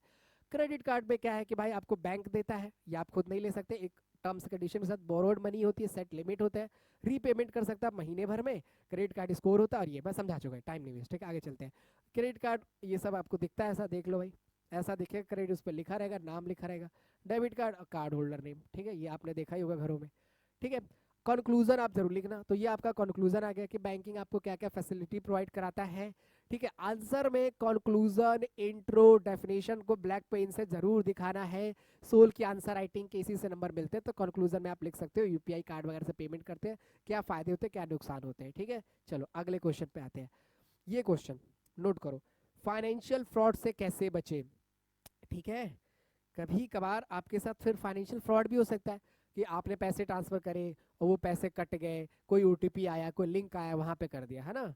तो अगर कोई आपका काट के चली जाती है, आई मीन सॉरी सॉरी, कोई अगर कभी फाइनेंशियल फ्रॉड हो जाता है अगर आपके साथ, तो उस केस में आप क्या क्या कर सकते हो, तो उसका सोल्यूशन बताता हूँ, बाकी उस वाले का तो सोल्यूशन मेरे पास भी नहीं है। चलो, तो अगता था what is the financial fraud, financial fraud क्या होता है। तो पहली चीज, जब आपके साथ किसी चीज पैसे की लेन देन में धोखाधड़ी होती है तो उसको हम बोलते हैं फाइनेंशियल फ्रॉड। जैसे किसी ने आपसे एक्स्ट्रा पैसे चार्ज कर लिए, किसी ने आपको लिंक भेजा, किसी ने आपको कोई भी चीज भेजी जिसमें आपको अनवांटेड पेमेंट आपने कर दी या आपने पेमेंट की वहां तक पहुंची नहीं, तो वो आपके एक तरीके से फाइनेंशियल फ्रॉड कहलाते हैं। You have provided excellent definition of various financial crimes, ठीक है। क्रेडिट कार्ड फ्रॉड्स होते हैं कुछ कुछ जो अनथोराइज कार्ड्स होते हैं, ठीक है। आइडेंटिफाई थेफ्ट्स, ठीक है, stealing personal information and misuse हो जाता है, कई बार किसी के अकाउंट में कितना पैसा है उनकी इन्फॉर्मेशन, एटीएम का पिन कभी कोई चोरी कर लेता है, कोई ओटीपी भेजता है वो चोरी कर लेता है, ये सब। अगला था embezzlement, trust person stealing from the employer, ठीक है। अब किसी पे हमने ट्रस्ट किया, उसी ने हमारा पैसा मार लिया, उसी ने पैसे वो कर लिए। फिर बैंक फ्रॉड्स होते हैं, ठीक है, बैंक्स के साथ फ्रॉड्स होते हैं, ठीक है। हमारे जो महान है विजय माल्या जी है जैसे, ठीक है, नीरव मोदी जी हैं, और आपने देखा होगा स्कैम 1992 वाले जो होगा 192 वाले, तो ये सारे क्या क्या आ गए आपने, वो बैंक फ्रॉड्स में आते हैं। इन्वेस्टमेंट फ्रॉड्स आ गए, ठीक है। अब किसी ने कहा कि 25 दिन में पैसा डबल, हाँ आएगा वाला भी टॉपिक पढ़ेंगे, मजा आएगा। तो ये सारे क्या है, फ्रॉड्स के टाइप होते हैं। These all are the serious offenses involving the duplication theft, ठीक है, ये सब के सब चोरी के और धोखाधड़ी के ही फ्रॉड्स होते हैं, ठीक है। Target card, vs identity, employer funds, method of physical theft, online scam, false document वगैरह देना, ये सारी चीजें। तो क्रेडिट कार्ड फ्रॉड्स क्या होते हैं कि करके समझते हैं, तो ये सारे फ्रॉड्स को डिस्कस करते हैं। तो क्रेडिट कार्ड मतलब नाम से क्लियर है कि यार ये वाला फ्रॉड होगा जिसमें क्रेडिट कार्ड के बाद what is using someone credit details physically card without the permission of purchase और कैश, ठीक है। अब जो उस कार्ड का होल्डर का मालिक है उससे परमिशन ना लेकर हम क्या कर रहे हैं, क्रेडिट कार्ड क्या यूज कर रहे हैं या विदाउट परमिशन, ठीक है, तो वो आपका आ जाएगा credit card fraud. Method skimming होता है, फिशिंग होता है, ठीक है, ऑनलाइन स्कैम होता है, फिजिकल थेफ्ट होता है, अकाउंट टेक ओवर होता है, जैसे चोरी कर ली, किसी को लिंक भेज दिया, किसी का पासवर्ड चेक कर लिया, ये सारी चीजें होती है क्रेडिट कार्ड के अंदर। अब अगला आता है आइडेंटिटी थेफ्ट, मतलब आइडेंटिटी थेफ्ट वर्ड से क्लियर हो रहा है किसी की जो आइडेंटिटी है वो चुरा ली, जैसे किसी की SN number, DOB, impersonate और some for financial gain, new account loans, ठीक है, तो किसी के अकाउंट की डिटेल वगैरह थेफ्ट कर ली, डेटा को चोरी कर लिया, ये सारी चीजें क्या आती है, आइडेंटिटी थेफ्ट में आती है। करेक्शन टू कार्ड फ्रॉड, ठीक है, often root cause of the credit card fraud getting details open accounted, ठीक है। तो ये हमने किसी ने पूरा डेटा वगैरह चोरी किया और किसी दूसरी कंपनी को या दूसरे किसी बंदे को दे दिया वो चोरी करने वाले को, तो वो आइडेंटिटी थेफ्ट हो जाएगा एक, किसके अकाउंट में इतने पैसे हैं, तो ये चीज़ भी होती है। अगला आता है एम्बिजमेंट, ठीक है, तो what it is a trust individual, ठीक है, एम्प्लॉय फिड्यूशनरी, देखो मैं बताता हूँ इसका मतलब क्या होता है कि जैसे मान लो मेरा दोस्त है, मैंने उसको बता दिया कि देखिए ये ओटीपी नंबर है, जहाँ मैं एटीएम कार्ड से पैसे लिया, मैं 2 मिनट बिजी हूँ, ठीक है, तो गया, तो उसने फिर उस नंबर को याद कर लिया और मेरा कार्ड वगैरह बाद में निकाला और जाके पैसे निकाले, तो वो भी एक तरीके का फ्रॉड ही तो हुआ, तो वो कहलाता है कि initial access is a legal but it use a illegal. अब तुमने तो थोड़ा सा खुद ही बोला ना कि देखो ये वाला ओटीपी नंबर है, जाओ निकाल लिया, मैं थका पड़ा, और फिर वो बाद में जब यूज करने लग गया तो वो इलीगल हो गया, तो ये भी एक केस में आता है। तो ऐसा कभी कुछ हो तो अपने दोस्त पे केस कर देना, ठीक है। अगला था बैंक के फ्रॉड्स क्या होते हैं कि the receiving back to get loan, ठीक है, credit money using line fake documentation fake, अब जैसे कई बार होता है बैंक भी आपके साथ फ्रॉड करता है, आप भी कभी कभी बैंक के साथ करते हो, गलत डॉक्यूमेंट दे दिया आपने, या फिर बैंक ने आपको कोई वादा करा कि इतने रिटर्न्स मिलेंगे, इतना इन्वेस्टमेंट कर दो, कर दिया आपने, फिर उतने रिटर्न नहीं मिले, तो ये सब के सब फ्रॉड का ही हिस्सा होता है। बैंक फ्रॉड हो, क्रेडिट कार्ड फ्रॉड हो, आपने किसी को ओटीपी बताया वो, फिर इन्वेस्टमेंट फ्रॉड तो बहुत फेमस है, नाम से पता लग रहा है कि किसी ने कहा कि इस पे आप पैसे डालो, एक पोंजी स्कीम होती है, ये बताऊंगा, ठीक है, पोंजी, ठीक, तो ये चीज हम करेंगे। फिर आता है की difference credit card fraud identity theft, focus on the credit itself to number पे, ठीक है, थेफ्ट वाले पे एसएसएन नंबर कोई होता है उस पर ये फोकस करते हैं, ये इंटरनल होता है, ट्रस्ट वाले पर्सन करते हैं। बैंक फ्रॉड फाइनेंशियल इंस्टीट्यूशन के द्वारा किया जाता है, ठीक है। इन्वेस्टमेंट फ्रॉड कोई पर्सन जिसको हायर डिजायर का लालच देकर ज्यादा से ज्यादा तुझे इन्वेस्टमेंट करेगा तो पैसे मिलेंगे, वो होता है इन्वेस्टमेंट फ्रॉड। तो देख लो इतने टाइप के फ्रॉड है, यही एक्सप्लेन कर देना, credit card fraud, identity theft, embezzlement, ठीक है, एम्बिजमेंट वाला, ठीक है, कि हमने किसी बंदे को ट्रस्ट करके उसको ओटीपी बताया, उसने मिसयूज करने लग गया। फिर bank fraud, investment fraud, clear हो गया होगा बात, आगे चलते हैं। ये मैं बता चुका हूँ, इसको क्या डिस्कस करूँ, देख सकते हो, फोटो फोटो समझ जाओ, ठीक है, वेबसाइट वगैरह आता है वो चीज़ें। फिर किस तरीके से, अब आते हैं इसका सॉल्यूशन क्या है कि कभी अगर ऐसा फ्रॉड मेरे और आपके साथ हो तो हम इससे कैसे बच सकते हैं। तो पहला आता है स्पॉट फिशिंग, ठीक है, watch urgent language, poor grammar, genetic, ठीक है। अब जैसे कोई आपको कॉल करे, ठीक है, सुंदर सी कन्या कॉल करती है और आप हम बतियाने लग जाते हो, है ना, उस केस में फिर बातों बातों में आपकी हो सकता है कुछ इंफॉर्मेशन वो निकलवा ले, तो इस केस में आपको ध्यान रखना है, स्पॉट फिशिंग नहीं करनी है। जैसे अपना पासवर्ड कभी किसी को नहीं देना, पिन नहीं देना, हेलो जी नमस्कार मैं बोल रही हूँ, ऐसे बोलती है ना, ठीक है, एसबीआई बैंक से बोल रही हूँ, आपका यहाँ पे अकाउंट है ना, आप जरा ओटीपी आपको गया होगा, आप बता दीजिए, मैं इसे, है ना, नहीं ऐसा कभी नहीं करना, स्ट्रॉन्ग स्टड हो जाना है यहाँ पर, ठीक है, तो ओटीपी वगैरह किसी से शेयर नहीं करना है। अगला वेरीफाइंग द लेजिमिनेट कॉन्टैक्ट, ठीक है, अगर आपको कोई मेल आता है, कोई टेक्स्ट आता है, कोई सस्पिशियस एक्टिविटीज नहीं होनी चाहिए, तो उस पर ऐसे क्लिक मत कर दो फट से। तो ये चीज़ भी ध्यान देना है कि जो भी लिंक वगैरह आता है इसको ध्यान से चीज़ों पे ध्यान देना है। फिर आता है बी अवेयर, ठीक है, इम्पोस्टर्स, ठीक है, स्कैमर जो होते हैं, मिमिक ऑफिशियल साइट्स होती है, कंपनीज होती है, कुछ वेबसाइट है, आप उस वेबसाइट पे गए, उस वेबसाइट ने कहा कि अपने क्रेडिट कार्ड डिटेल डालो, कभी भी ऐसा मत करना, अपने डेबिट कार्ड डिटेल डालो, ये चीज़ें नहीं करनी, खासकर जब पैसे की बात होती है। जैसे मान लो इस तरीके का कोई वेबसाइट मिल गया अमेजोन, ये ऐसा थोड़ी अमेजोन बनाएगा, ये HTTPS lock the icon secure the site, ठीक है। तो पहले आपको उस साइट का आइकन, ब्राउजिंग जो वो है, सब कुछ जो आपका नंबर होता है, ये ID नंबर जो होता है, ये सब कुछ आपको तरीके से देखना है। And good to be a true, ठीक है, सच्चाई की तरफ जाओ, ठीक है। आपको कुछ बोले कि इतना पैसा लगाओ और इतने मुनाफा हो जाएगा, रातों रात आप अमीर बन जाओगे, ठीक है ना। एक आदमी के साथ 3 आदमी जोड़ो, 3 आदमी के साथ 3 आदमी जोड़ो, ये वाला स्कैम, ठीक है, वो वाला नहीं, ठीक है। तो अनरियलिस्टिक डील्स कभी मत करो, कोई लॉटरी मत करो, कोई इमरजेंसी में प्लीज कोई भी ऐसी करके कुछ भी एक्टिविटीज मत करो जिससे आपको ये नुकसान ना हो। फिर आता है टेक सपोर्ट कॉल्स, ठीक है। तो आप हमेशा देखो जो कॉल्स आने चाहिए वो रियलिस्टिक होने चाहिए, आप वेरीफाई करो। और वैसे भी कोई भी आपका OTP ऐसे नहीं मांगता, तो कभी शेयर करना ही नहीं है आपके अलावा, ठीक है। और ऐसा कोई आता है तो फ्रॉड ही है।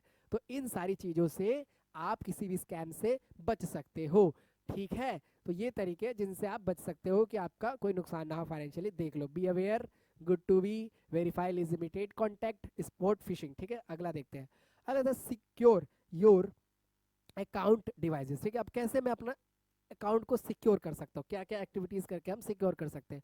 तो बात बहुत सिंपल से मेरे भाई, क्या क्या कर सकता है तू, स्टोरेज यूनिक पासवर्ड, हमेशा पासवर्ड अपना यूनिक लगा, ठीक है। हमेशा पासवर्ड क्या लगाना, यूनिक। इंस्टा वाले में भले कुछ भी लगा ले, लेकिन ये वाले पे स्ट्रॉन्ग पासवर्ड लगा जो तुम्हें याद भी रहे और जो कॉपीड भी ना हो सके। तो हमेशा एक अच्छा पासवर्ड आपको लगाना चाहिए जिसमें लेटर्स आप यूज कर सकते हो, ठीक है, नंबर यूज कर सकते हो, सिंबल का यूज कर सकते हो, है ना, जैसे AD कॉलेज क्लासेस, ठीक है, @123, ये सब लोग लगाते रहते हैं 123। तो इस तरीके का पासवर्ड स्ट्रॉन्ग करो, ठीक है। दूसरा आता है मल्टी फैक्टर ऑथराइजेशन, ऑथराइजेशन। देखो मतलब कि मान लो 2 फैक्टर्स हो सकते हैं, 3 फैक्टर होते हैं कि अगर मेरा कोई एक्सेस करना चाहे मेल, तो किस तरीके से दूसरे मेल पे भी मैसेज जाएगा, मेरे मैसेज भी आएगा, मेरे व्हाट्सएप पे भी आएगा मैसेज, तब जाके अगर मैं वहां से अलाउ करूंगा तब जाकर वो एक्सेस कर पाएगा, ठीक है। कोड जाता है, यस इट वाज मी लिखा करके आता है, उस पर क्लिक करने के बाद ही कोई एक्सेस कर सकता है। तो ऑथेंटिकेशंस के भी आपको multiple layer, multiple factor use करने चाहिए। फिर आता है सिक्योरिटी सॉफ्टवेयर, आप कोई भी आलतू फालतू सॉफ्टवेयर डाउनलोड मत करो, ठीक है।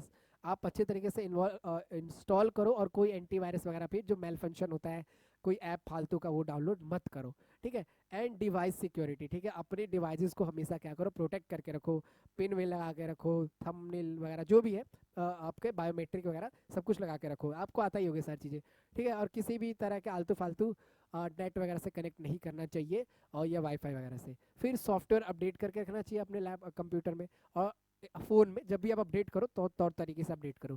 तो ये होते हैं कि किस तरीके से आप अपने अकाउंट को अच्छा कर सकते हो, सिक्योर कर सकते हो। अब इसी चीज़ों को लिखना ब्लैक पॉइंट को, और इसी को अपने शब्दों में एक्सप्लेन कर देना, ठीक। सिक्योर एक और अकाउंट डिवाइसेस। आगे चलते हैं, अगला आता है सेफ ऑनलाइन, ठीक है, हैबिट्स।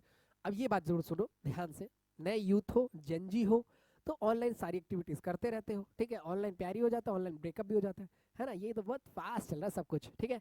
तो देखो मेरे भाई, कभी भी लाइफ में कभी भी, ठीक है, ऑनलाइन अपनी हैबिट बनाओ कि कोई भी लिंक अगर आता है, ठीक है, तो इसको बस वो वाला लिंक समझ करके क्लिक मत कर दो। इसको लिंक का हमेशा ध्यान रखो, कहीं भी आप अपना लाइफ में ID पास जो मतलब जो आपका बैंक अकाउंट का डिटेल है और कार्ड का डिटेल है, ये आप नहीं डालोगे जब तक आपको सिक्योरिटी ना हो, जब तक आप उसको वेरीफाई ना कर लोगे। ये नहीं फट से क्लिक कर लिया, आपको 10,000 रुपये मिलेंगे, क्लिक कर दिया, ठीक है। बिंजो गेम, फलाना ढिमकाना गेम ऐसे आते रहते, उस पर वो नहीं करना। थिंक बिफोर क्लिकिंग ओपनिंग, ठीक है, जरूर सोचो किसी लिंक को ओपन करने से पहले। Credit card over debit card, credit cards offer better frauds, credit card ज़्यादा फ्रॉड ऑफर करते हैं। मैं पहले ही बता चुका तुम लोग को, सावधानी, जीवन के लिए पढ़ा रहा हूँ, सिर्फ स्कूल के लिए नहीं पढ़ा रहा हूँ, समझ भी आनी चाहिए क्लास लिए तो, ताकि तुम लोग समझ जाओ, क्योंकि अब आप बड़े हो गए तो इन सारी चीज़ों से आपका रूबरू होने वाले हो आप, ठीक है। तो क्रेडिट कार्ड्स में ज़्यादा फ्रॉड्स होते हैं, तो हमेशा याद रखो क्रेडिट कार्ड को सही तरीके से संभाल के रखो।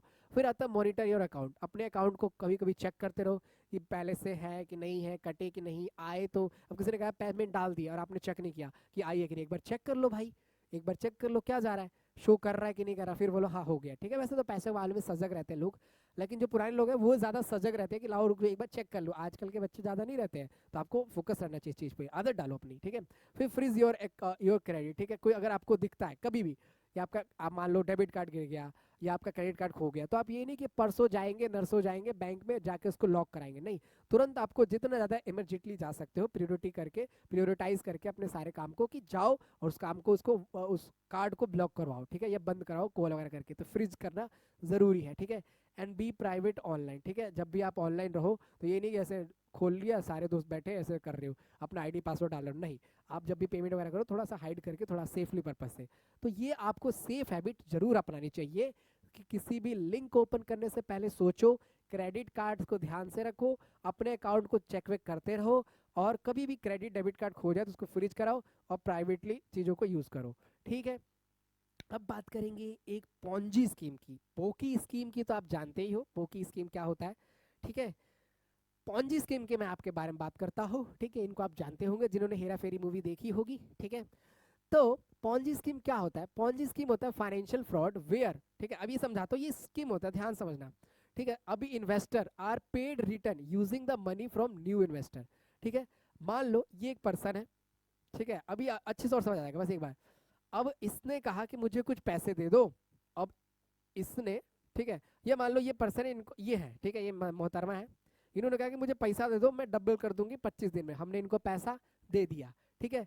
अब इन्होंने क्या किया, हमें रिटर्न, इन्होंने वादा किया कि तुम 1,000 रुपये दो, हम तुम्हें 1,500 देंगे। अरे 1,000 का 1,500 बन जाएगा, 50% रिटर्न, ठीक है। फटाफट से इसने 1,000 दे दिया, ठीक है। अब इसको कितने मिलने चाहिए? 1,500 मिलने चाहिए। अब इसको 1,500 कहाँ से मिलेगा? अब ये किसी दूसरे लल्लू को पकड़ेंगी, मीठी मीठी आवाज़ में बात करेंगी, लल्लू पगला जाएगा लड़की देखकर, ठीक है। तो ये इसको बोलेंगी, ये इसको बोलेंगे कि आप मुझे 1,500 दे दो, मैं आपको 3,000 रिटर्न करा दूंगी। कितना रिटर्न करा दूंगी? 3,000 रुपया। ये बोलेगा अरे 100% रिटर्न आ रहा है। अब इसका जो 3,000 होगा उससे इसको 1,500 ये दे देंगे, ठीक है। अब इसको 3,000 चाहिए, फिर एक और बंदा पकड़ा, ठीक है। ये बोलेंगे कि 6,000 रुपया दे दो, ठीक है, हम आपको 12,000 18,000 दे देंगे। फिर ये देगा, फिर इससे इसके। तो यही आपकी पॉन्जी स्कीम चलती है। समझ आ गया होगा ना बढ़िया से? हाँ। So successful investment until a new money dries up to causing collapse. It is named after Charles Ponzi, ठीक है, चार्ल्स पोंजी के नाम पे रखा गया। And realize the continuous influx new cash is sustain to. अब नए बंदे से उठाएंगे, पुराने वाले को रिटर्न कर देंगे, नए वाले से उठाएंगे, पुराने वाले को रिटर्न कर देंगे। तो इस स्कीम में इस तरीके से काम होता है। कहता है कंसिस्टेंट रिटर्न, ठीक है, with the little risk, unlimited defrauding and the majority participant, ठीक है। ज्यादातर ज्यादा पैसा जो इन्वेस्ट करते हैं इसमें पार्टिसिपेंट करते हैं, ठीक है। चलो खिसी आ जाएंगी ये, ठीक है। आगे देखते हैं। तो यही था पॉन्जी स्कीम। देखो ये पर्सन है, इन्होंने पैसे लगाया, ये पैसा था इसको गया, फिर इसका पैसा इसको गया, फिर इसका पैसा इसको गया। यही आपका पॉन्जी स्कीम होता है। Fraud scheme that involve paying existing investors is non existing enterprises, ठीक है। जो जिसने पैसा लगाया है उसको पैसा दिया जा रहा है, जो नए बंदे आ रहे हैं उनके पैसे से, ठीक है। तो ये डेफिनेशन लिखोगे, पॉन्जी स्कीम आपकी क्लियर हो जाएगी। बढ़िया स्कीम है ना, ठीक है। चिल्ला चिल्ला के सबको बता दो है। तो अब इसको कैसे करते हैं, हाउ टू वर्क, ये वर्क कैसे करते हैं बता चुका हूँ, लेकिन एक बार पॉइंट पे, प्रॉमिस टू हाई रिटर्न। पहला काम कि आपको ज्यादा रिटर्न की हम पैसे देंगे। न्यू मनी पे ओल्ड, ठीक है, नया पैसा जो आएगा पुराने वाले को उससे पे किया जाएगा। और सिंसियरली एक्सक्लूसिविटी, ठीक है। अब ये छुपा के रखा जाता है। Operators often keep investment strategy very inclusive, ठीक है, प्रिवेंट द सिक्योरिटी, ठीक है। अब इसको छुपा छुपा करता है, एक्सप्लेन नहीं करता है, ठीक है। फिर कोलैप्स, कई बार क्या होता है, कोलैप्स कर जाता है। Scheme inevitably collapse when a new investor stop joining as the no real. अब जैसे पुराने वाले को पैसा देना है, नया वाला ज्वाइन नहीं कर रहा है, नया वाला ज्वाइन करेगा तभी तो पैसा जाएगा ना। तो ये ऐसे काम करता है, ठीक है। की कैरेक्टर्स, नो रियल बिजनेस, इसमें कोई रियल बिजनेस नहीं है, फ्रॉड हो सकता है, ठीक है। फोकस ऑन रिक्रूटमेंट, ठीक है, कि नए नए लोग आएंगे, पैसे देंगे तो पुराने वाले को देते जाएंगे। और ये अनसस्टेनेबल है, कोई जरूरत थोड़ी है कि नया आएगा, अगर नया नहीं आएगा तो पैसे फिर किस तरीके से दिए जाएंगे। तो इन तौर तरीकों से आप नए नए बिजनेसेस के अंदर इन्वेस्ट लोग करते हैं, ठीक है। चलिए आगे देखते हैं। सो नेक्स्ट आता है, चलिए नेक्स्ट है अपने पास की कैरेक्टर्स। ये बताई दिया की कैरेक्टर नो, ठीक है। एग्जांपल आपको देगा। अब इसका एकदम फेमस एग्जांपल है, कहते हैं कि बेरिन मैडॉफ्स, ठीक है, massive Ponzi scheme, one of the largest history, इतिहास का सबसे बड़ा डिफ्रॉड था, थाउजेंड ऑफ ईयर, ठीक है, thousand for year paying old investors a new money until the collapse, जब तक कोलैप्स नहीं हुआ वो कई सालों तक चलाया और 2008 में इस फ्रॉड का खुलासा हुआ। ठीक है, चलिए हो गया। अगर पेपर में आया तो लिख देना red flag to watch for. अब कभी हम कैसे पता लगाए कि भाई ये हमारे लिए फ्रॉड कर रहा है, तो इसमें अनरियलिस्टिक रिटर्न होता है। कोई भी बोलते हैं हवाबाजी में इतना रिटर्न मिलेगा, वो नहीं होता है। फिर कंसिस्टेंट पॉजिटिव रिटर्न्स होने चाहिए। ठीक है, investment then always go up the regardless. ठीक है, इसमें बोलेंगे कि मैं हमेशा प्रॉफिट ही होगा, ऐसा तो नहीं हो सकता, बिजनेस में नुकसान भी होते हैं। लैक ऑफ ट्रांसपेरेंसी, ठीक है, दिखाया नहीं जाएगा कि कहाँ से क्या बिजनेस मॉडल है, कहाँ से आएगा, ट्रांसपेरेंसी नहीं होती है। फिर अनरजिस्टर्ड इन्वेस्टमेंट होती है and pressure to act as a fast. ठीक है, अब इसको बहुत जल्दी फास्ट बोलेगी, पैसा आज भेज दो, आज भेज दो, जल्दी इन्वेस्ट करो, टाइम निकल जाएगा, तो ये करते हैं ये लोग। इस तरीके से आपको फिर इन्वेस्टमेंट से बचना है। ठीक है, step to protect do your own research. पहले अपना रिसर्च करो, सोच लगाओ, बुद्धि लगाओ, क्षमता लगाओ। इसलिए तुमको पढ़ा रहे हैं आज, ये लेक्चर दिखा रहे, ग्रेजुएट करा रहे, तो बुद्धि जरूर लगाओ। ग्रेजुएट होकर भी अगर तुम कट जाओ, ठीक है, वो काट गई वो अलग बात है, लेकिन इसमें भी अगर नुकसान हो जाए तो फिर यार गलत बात है ना। वेरीफाई द क्रीडेंशियल्स, जो भी आप इंफॉर्मेशन दे रहे हो you should be verified that all the credentials. ठीक है, डेटा इंफॉर्मेशन, OTP, पासवर्ड वगैरह।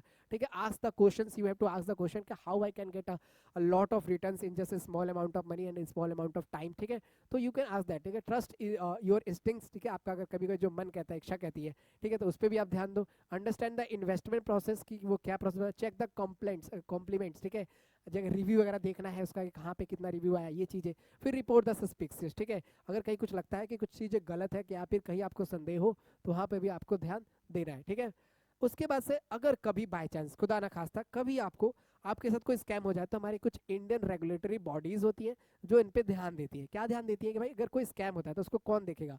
तो एक हमारी होती है सेबी। ठीक है, सेबी वही होती है कि किस तरीके से कंपनीज को मुझे रजिस्टर करना है, किन कंपनीज को फायदा हो सकता है, और उसके बाद से आपने अगर स्टॉक्स खरीदे, ठीक है, तो उस स्टॉक्स के अंदर क्या क्या इन्वेस्टमेंट होनी चाहिए। ठीक है, या किसी ने कोई फ्रॉड स्टॉक तो नहीं लिया है, या कोई ऐसी कंपनी तो नहीं लेके आ गया जिसने कहा कि मेरे कंपनी में इन्वेस्टमेंट करो और वो कंपनी एग्जिस्ट ही नहीं करती है, तो भी आपके साथ स्कैम हो जाएगा। तो इन सारी चीज़ों पे हमें ध्यान देना होता है, और ये कौन ध्यान देती है, सेबी देती है। ठीक है, जो लोग ऑनलाइन इन्वेस्टमेंट वगैरह करते हैं इसके बारे में अच्छे से जानते होंगे। फिर होता है RBI. RBI reserve bank of India, जिसके गवर्नर्स के नोटों पे साइन हुआ करते थे, अभी भी होते हैं। तो रेगुलेट द बैंक, कि बैंक कोई ऐसा फ्रॉड तो नहीं कर रहा है, ये बैंक के साथ कुछ ऐसा तो नहीं हो रहा है। फिर एनफीसीज, कुछ एक्टिविटीज होती है उस पर। फिर ईओडब्ल्यू पुलिस और एसपीओ जैसे जो गठन करते हैं सरकारी, उनका कि भाई चलो इसमें कहीं पर वित्त मंत्रालय वगैरह जहाँ पे हस्तक्षेप करता है, जहाँ पे ये देखते हैं कुछ भी तरीके का गलत हुआ है, तो पुलिस वगैरह क्या करती है, एक कमेटी बैठाती है, उसका गठन करती है। ठीक है, ये सारी चीज़। फिर एमसीए होता है। एमसीए बेसिकली जो आपके कॉर्पोरेट वर्ल्ड्स होते हैं। ठीक है, कॉर्पोरेट वर्ल्ड यानी कि बिजनेस वर्ल्ड, जहाँ पर आपको ये देखने को मिलता है कि जो कंपनीज के साथ कंपनी एक दूसरे से कोई फ्रॉड ना करते, जो कॉर्पोरेट्स वगैरह होते हैं ना, वो इस पे चलते हैं। तो एमसीए, ईओडब्ल्यू, आरबीआई, सेबी, ये कुछ कुछ रेगुलेटरी बॉडीज होती है, एक दो और होती है, बट अभी आपको इतना ही समझना है। तो ये हो गया। अगला आता है म्यूचुअल फंड्स। क्या होते हैं भाई, ध्यान से देख लो, ध्यान से इसको भी, ये वाला क्वेश्चन भी टपकेगा पेपर में। तो कहता है कि म्यूचुअल फंड, ठीक है, मैं पढ़ देता हूँ तुम्हारे लिए। तो म्यूचुअल फंड, ये क्वेश्चन ध्यान से देख लो, स्क्रीनशॉट ले लो। कहता है कि mutual fund fund explain the role mutual fund. ठीक है, ये सारी चीज़ आपको बतानी है। प्लानिंग म्यूचुअल फंड्स कैसे करें और किस किस तरह के म्यूचुअल फंड्स होते हैं, तो ध्यान से सुनो। मान लो ये भाई साहब के पास कुछ पैसा है, ठीक है, अब उस पैसे को ये चाहते हैं कि ग्रो कराना, इस पैसे को कुछ कुछ ग्रो कराना। ठीक है, जैसे मान लो तुम लोगों ने कमाया और सोचा कि यार इस पैसे से थोड़ा क्या और कमा सकते हैं, इस पैसे से थोड़ा और कमा सकते हैं, ये ऐसा आपने सोचा, करेक्ट। तो आप क्या करेंगे, इस पैसे को इस भाई को दे देंगे। ये भाई क्या होगा, बड़ा सीएस होगा, ये सीए होगा, या ये टैक्स का मतलब इन्वेस्टर होगा एक तरीके का, जो पढ़ा लिखा होगा। अब आम आदमी के पास कुछ पैसा है, ठीक है, वो उसके पास इतना समय नहीं है कि अपने पैसे को कहाँ लगाए, किधर लगाए, तो ये होगा। तो ये क्या करेगा, इस पैसे को, आपके पैसे को लेगा, ठीक है, हम इसको पैसे को देंगे और वो म्यूचुअल फंड में इन्वेस्ट कर देगा। अब ये बंदा इसी म्यूचुअल फंड को चला रहा होगा। म्यूचुअल फंड जो चलते हैं, कंपनी तो है, ऑर्गेनाइजेशन तो है, ठीक है, अब ये बंदा इसको चला रहा होगा। अब ये आपके पैसे को गोल्ड में, स्टॉक्स में, बॉन्ड में, इक्विटी में और दूसरे तौर तरीकों से पैसा लगा देगा आपका, और बोलेगा कि मैं अपनी बुद्धि से, मेरी कंपनी सब आपका पैसे को आपके मैनेज करेंगे, लगाएंगे अच्छी जगह से। फिर जो पैसा आएगा वो मैं आपको रिटर्न कर दूंगा, और उस पैसे में से जो प्रॉफिट आएगा वो आप मुझे रिटर्न कर देना। यही होता है म्यूचुअल फंड। या अब मैं और से समझाता हूँ। मान लो 1000 रुपये मेरे पास थे, मैं चाहता यार 1000 रुपये से कुछ पैसे कमाया जाए। ठीक है, मेरे को किसी ने कहा कि यार तू मुझे 1000 रुपये दे, मैं फंड में लगाऊंगा, मेरे पास वो स्किल नॉलेज है, इस 1000 का 1400 करके तेरे को देता हूँ। तो मैंने दिया, इन्होंने 1400 कर दिया। अभी 1400 में से मुझे रिटर्न कर देंगे लगभग 1300, और 100 रुपये अपने पास रख लेंगे अपने लिए, जो भी इन्होंने इन्वेस्टमेंट करी उसका फायदा। तो यही होता है म्यूचुअल फंड्स। ठीक है, आपने देखा होगा एड्स वगैरह में आता है। अब मेरे पास इतनी नॉलेज नहीं थी कि मैं 1100 1000 का 1400 कैसे करूं, बट इस भाई के पास थी थोड़ी सी, और रिसर्च वगैरह टीम कर रही थी। तो यही चीज़ होता है आपका म्यूचुअल फंड, म्यूचुअल कंपनीज जो चलाती है। क्लियर हो गया होगा, आसान भाषा में समझ आ गया होगा। अब म्यूचुअल फंड्स आर पूल्स, ठीक है, money from the many investor, पैसा लेते हैं म्यूचुअल फंड कंपनी कि लाओ दो इन्वेस्ट करेंगे, और उसको स्टॉक्स में, बॉन्ड में, अब ये नहीं आ रहा समझ, कोई बात नहीं, स्टॉक, बॉन्ड्स, अदर एसेट्स में पैसे को इन्वेस्ट करते हैं, ठीक है, और डाइवर्सिफाई करते हैं। कि कहीं अगर मान लो सोने में कुछ पैसा लगा दिया, वो सोने वाला, ये वाला सोना नहीं रे भाई, इक्कीस, ये गोल्ड वाला सोना, गोल्ड वाला, तो इसमें पैसा लगा दिया, अब इसमें पैसा लगा दिया, थोड़ा थोड़ा बढ़ रहा है, थोड़ा पैसा इन्होंने इधर लगा दिया, मान लो इक्विटी में थोड़ा सा नुकसान हो रहा है तो गोल्ड से बढ़ के रिकवर हो जाएगा, या मान लो बॉन्ड में लगा दिया, बॉन्ड में घट रहा, तो अपने पैसे को डाइवर्सिफाई कर देते हैं, कहीं एक जगह नुकसान होगा तो एक जगह से फायदा हो जाएगा। तो ये सारा चीजें काम होता है म्यूचुअल फंड्स का। तो ये आप इंट्रोडक्शन में लिखोगे, अच्छे से समझ आ गया होगा, आसान टॉपिक था, कुछ मुश्किल नहीं था, ठीक है। अब role of personal investment planning, ठीक है, अब आप पर्सनल प्लानिंग करोगे इन्वेस्टमेंट की, ठीक है, तो आप क्या क्या सोचोगे, तो एक्सेसिबिलिटी एंड अफोर्डेबिलिटी, कहते हैं अलाउ टू स्मॉल इन्वेस्टमेंट। अब आप जैसे मान लो म्यूचुअल फंड में पैसा डाल रहे हो, तो आप थोड़ा सा पैसा भी डाल सकते हो, आप बड़ा पैसा भी डाल सकते हो, आप हर महीने कुछ कुछ हज़ार रुपए डाल सकते हो, जिसको एसआईपी बोलते हैं, वो अभी हम पढ़ेंगे। तो आप इसमें एक तो आपका अपने पैसे पे एक्सेसिबिलिटी रहेगी, भाई जब चाहो मैं पैसे को निकाल भी सकता हूँ, ठीक है, और एक आप उसमें पैसा डाल दोगे तो अफोर्डेबिलिटी भी रहेगी। अब एक ना टर्म होता है लिक्विडिटी, लिक्विडिटी का मतलब पानी नहीं होता है, लिक्विडिटी का मतलब होता है कि कब अपने पैसे को चाहो तो आप जब चाहो निकाल लो, जैसे आपका सोना है, उसको चाहो तुरंत बेचकर पैसा निकाल लो। लेकिन कुछ कुछ ऐसी चीजें हैं, अगर उसको इमरजेंसी में आप बेचने जाओगे तो बिकेगी नहीं, तो उसकी लिक्विडिटी नहीं है, उसकी लिक्विडिटी नहीं है, ठीक है। फिर डाइवर्सिफिकेशन हो गया, ठीक है, फिर प्रोफेशनल एक्सपर्टीज होता है, डाइवर्सिफाई मतलब पैसा इधर उधर इन्वेस्ट हो गया अलग अलग जगह पे। फिर प्रोफेशनल एक्सपर्टीज को पैसा जाता है, ठीक है, गोल ओरिएंटेड इन्वेस्टमेंट करते हैं, शॉर्ट टर्म में भी कर सकते हो, लॉन्ग टर्म में कर सकते हो। लिक्विडिटी देखो, most of fund allowed to buy और सेल यूनिट इजली, ठीक है, तो पैसा जब आपको चाहिए तुरंत आप बेच सकते हो, तुरंत आप खरीद सकते हो। एंड वेल्थ क्रिएशन कंपाउंडिंग, ठीक है, एंड ट्रांसपेरेंसी, इसमें ट्रांसपेरेंसी देखने को मिलेगा म्यूचुअल फंड में, वेल्थ क्रिएशन होगी, लिक्विडिटी होगी, गोल ओरिएंटेड होता है, प्रोफेशनल एक्सपर्टीज होती है, एक्सपर्टीज, सब कुछ, ठीक है, ये चीज होता है। फिर बेस्ड ऑन स्ट्रक्चर, अब म्यूचुअल फंड अलग अलग तरह के होते हैं, स्ट्रक्चर पे बेस्ड होते हैं। तो पहला होता है one and continuously issue and redeem unit offering high liquidity, can be buy sell any time, ठीक है। तो नेट एसिड वैल्यू NAV, ठीक है। ओपन एंडेड फंड क्या होते हैं कि आप एक आपने खरीदा, उसी को तुरंत बेचा, उससे पैसा आ गया, बस बात खत्म, ये इतना होता है, इसमें कोई ज्यादा टाइम नहीं लगता है पैसे की लिक्विडिटी में। Close ended fund, fix number of unit, अब इसमें क्या होता है कि आपके पास एक फिक्स है कि आप इतना ही यूनिट बेच सकते हो और इतना ही यूनिट खरीद सकते हो, ठीक है। तो फिक्स और मेच्योरिटी के बाद, मतलब इतने टाइम पीरियड के बाद ही आप खरीद पाओगे, इतने टाइम के बाद ही ले पाओगे, तो यानी कभी इमरजेंसी में आपको उसको करना पड़ेगा तो आप उस पैसे को निकाल नहीं सकते या उस पैसे के स्टॉक को बेच नहीं सकते। तो इसमें क्या होता है, क्लोज एंडेड फंड होते हैं ये, ठीक है, कि एक exchange like stock and less flexibility इसमें होती है, फिक्स नंबर ऑफ यूनिट खरीद सकते बेच सकते हो। फिर आता है interval fund, blend of both, allowing purchase and redemption during the specific interval, ठीक है। अब जिसमें बोलेगा कि आप इन्वेस्टमेंट 6 महीने में कर सकते हो या आप 6 महीने में पैसा निकाल सकते हो, तो एक इसमें टाइम पीरियड दे दिया जाता है, टाइम इंटरवल दे दिया जाता है, ठीक है। उस टाइम इंटरवल के अकॉर्डिंग ही आप इन्वेस्टमेंट कर सकते हो और इन्वेस्टमेंट हटा सकते हो, खरीद और बेच सकते हो। आगे देखते हैं, ठीक है। नेक्स्ट आता है the defining the purpose your investment, ठीक है। अगर आप फिर इन्वेस्टमेंट कर रहे हो म्यूचुअल फंड में तो आपका एक पर्पस होना चाहिए। तो ग्रोथ फंडेड में आपका हर किसी का रहता है, जिसमें हाई रिस्क होता है तो रिटर्न भी हाई होगा। तो एक तो ये जो अबव लॉन्ग टर्म पीरियड में आप कर रहे हो, कैपिटल कितना लगा रहे हो। फिर इनकम फंड्स, ठीक है, focus on the regular income, ठीक है। कुछ कुछ क्या होते हैं फंड्स ऐसे होते हैं जो आपके इनकम के अकॉर्डिंग होते हैं, ठीक है, कि जैसे मैं आप मेरे पास इतनी इनकम है तो उसका उतना हिस्सा मैं उसमें इन्वेस्ट करता रहूँगा हर महीने, तो ये चीज़ होता है, ठीक है। बॉन्ड्स वगैरह होते हैं। हाइब्रिड फंड्स होते हैं जो बैलेंस फंड्स होते हैं, मिक्स स्टॉक्स होते हैं जिसमें स्टॉक्स भी होता है जिसमें बॉन्ड्स भी होते हैं, ये दो चीज़ों को खरीदा जाता है, ठीक है। Money market and liquidity fund, मुझे पता है कुछ बच्चों को समझ नहीं आ रहा होगा सर बॉन्ड क्या होता है, बट अभी बात ये समझो कि कंपनी का आप हिस्सा बन जाते हो उसका कुछ शेयर खरीद कर, तो ये समझ लो बस इतना, ठीक है। मनी मार्केट होती है, ठीक है। फिर आता है वेल्थ प्रिजर्वेशन टैक्स फंड्स होते हैं, ठीक है। तो ये अलग अलग तरह के फंड्स होते हैं जिनको आप खरीद पाते हो, ठीक है। लिक्विडिटी फंड्स कुछ ऐसे फंड्स जो जो शॉर्ट टाइम में भी परचेज किए जाते हैं और सेल किए जाते हैं। तो ये आपके फंड्स के टाइप हो गए, ठीक है। आगे देखते हैं एडवांटेजेस ऑफ म्यूचुअल फंड क्या क्या, कुछ कुछ पढ़ लेते हैं। पहला होता है कि आपका पैसा कोई प्रोफेशनल बंदा मैनेज करेगा, आपका पैसा डिवाइड हो जाएगा, अफोर्डेबल होता है कि आप छोटा पैसा भी लगा सकते हो, आप ज़्यादा पैसा भी लगा सकते हो, बेच के फटाफट से पैसा आपके अकाउंट में ट्रांसफर हो जाएगा। कन्वीनियंस होता है, ठीक है, वैरायटी मिल जाती है, पैसे कहाँ कहाँ लगा सकते हैं और ट्रांसपेरेंसी होती है। ये म्यूचुअल फंड के एडवांटेजेस है, इसको अच्छे से बना के लिख लेना, ठीक है, कि आपका पैसा सही जगह लग जाएगा। आपके पैसे को जो मैनेज कर रहा है वो ज़्यादा पढ़ा लिखा प्रोफेशनल आदमी है। आप उस जब पैसे को चाहो तो निकाल सकते हो, जब चाहो तो यूज़ कर सकते हो, और ये ईजी टू कन्वीनियंस है। ठीक है, इसके डिसएडवांटेज क्या है भाई? डिसएडवांटेज यही है कि हो सकता है पैसा लगाया गया, वो कंपनी डूब गई, तो रिस्क बहुत ज़्यादा है। ठीक है, अब कई बार हमने किसी बंदे को हायर किया, किसी को पैसा दिया, तो अगर 1400 रुपये हमें वो रिटर्न कर रहा था, 100 रख रहा था ना अपने पास, 1300 कर रहा था, तो इस केस में यही होता है कि हमारे को उस कंपनी को भी कुछ परसेंट देना पड़ जाता है प्रॉफिट का। फिर हमारा कंट्रोल उस पर नहीं रह जाता है। हमें चाहे कि हमें ये वाला स्टॉक कर उठाना है, इस वाली कंपनी का हिस्सा बनना है, इसमें पैसा लगाना है, तो हम नहीं कर सकते।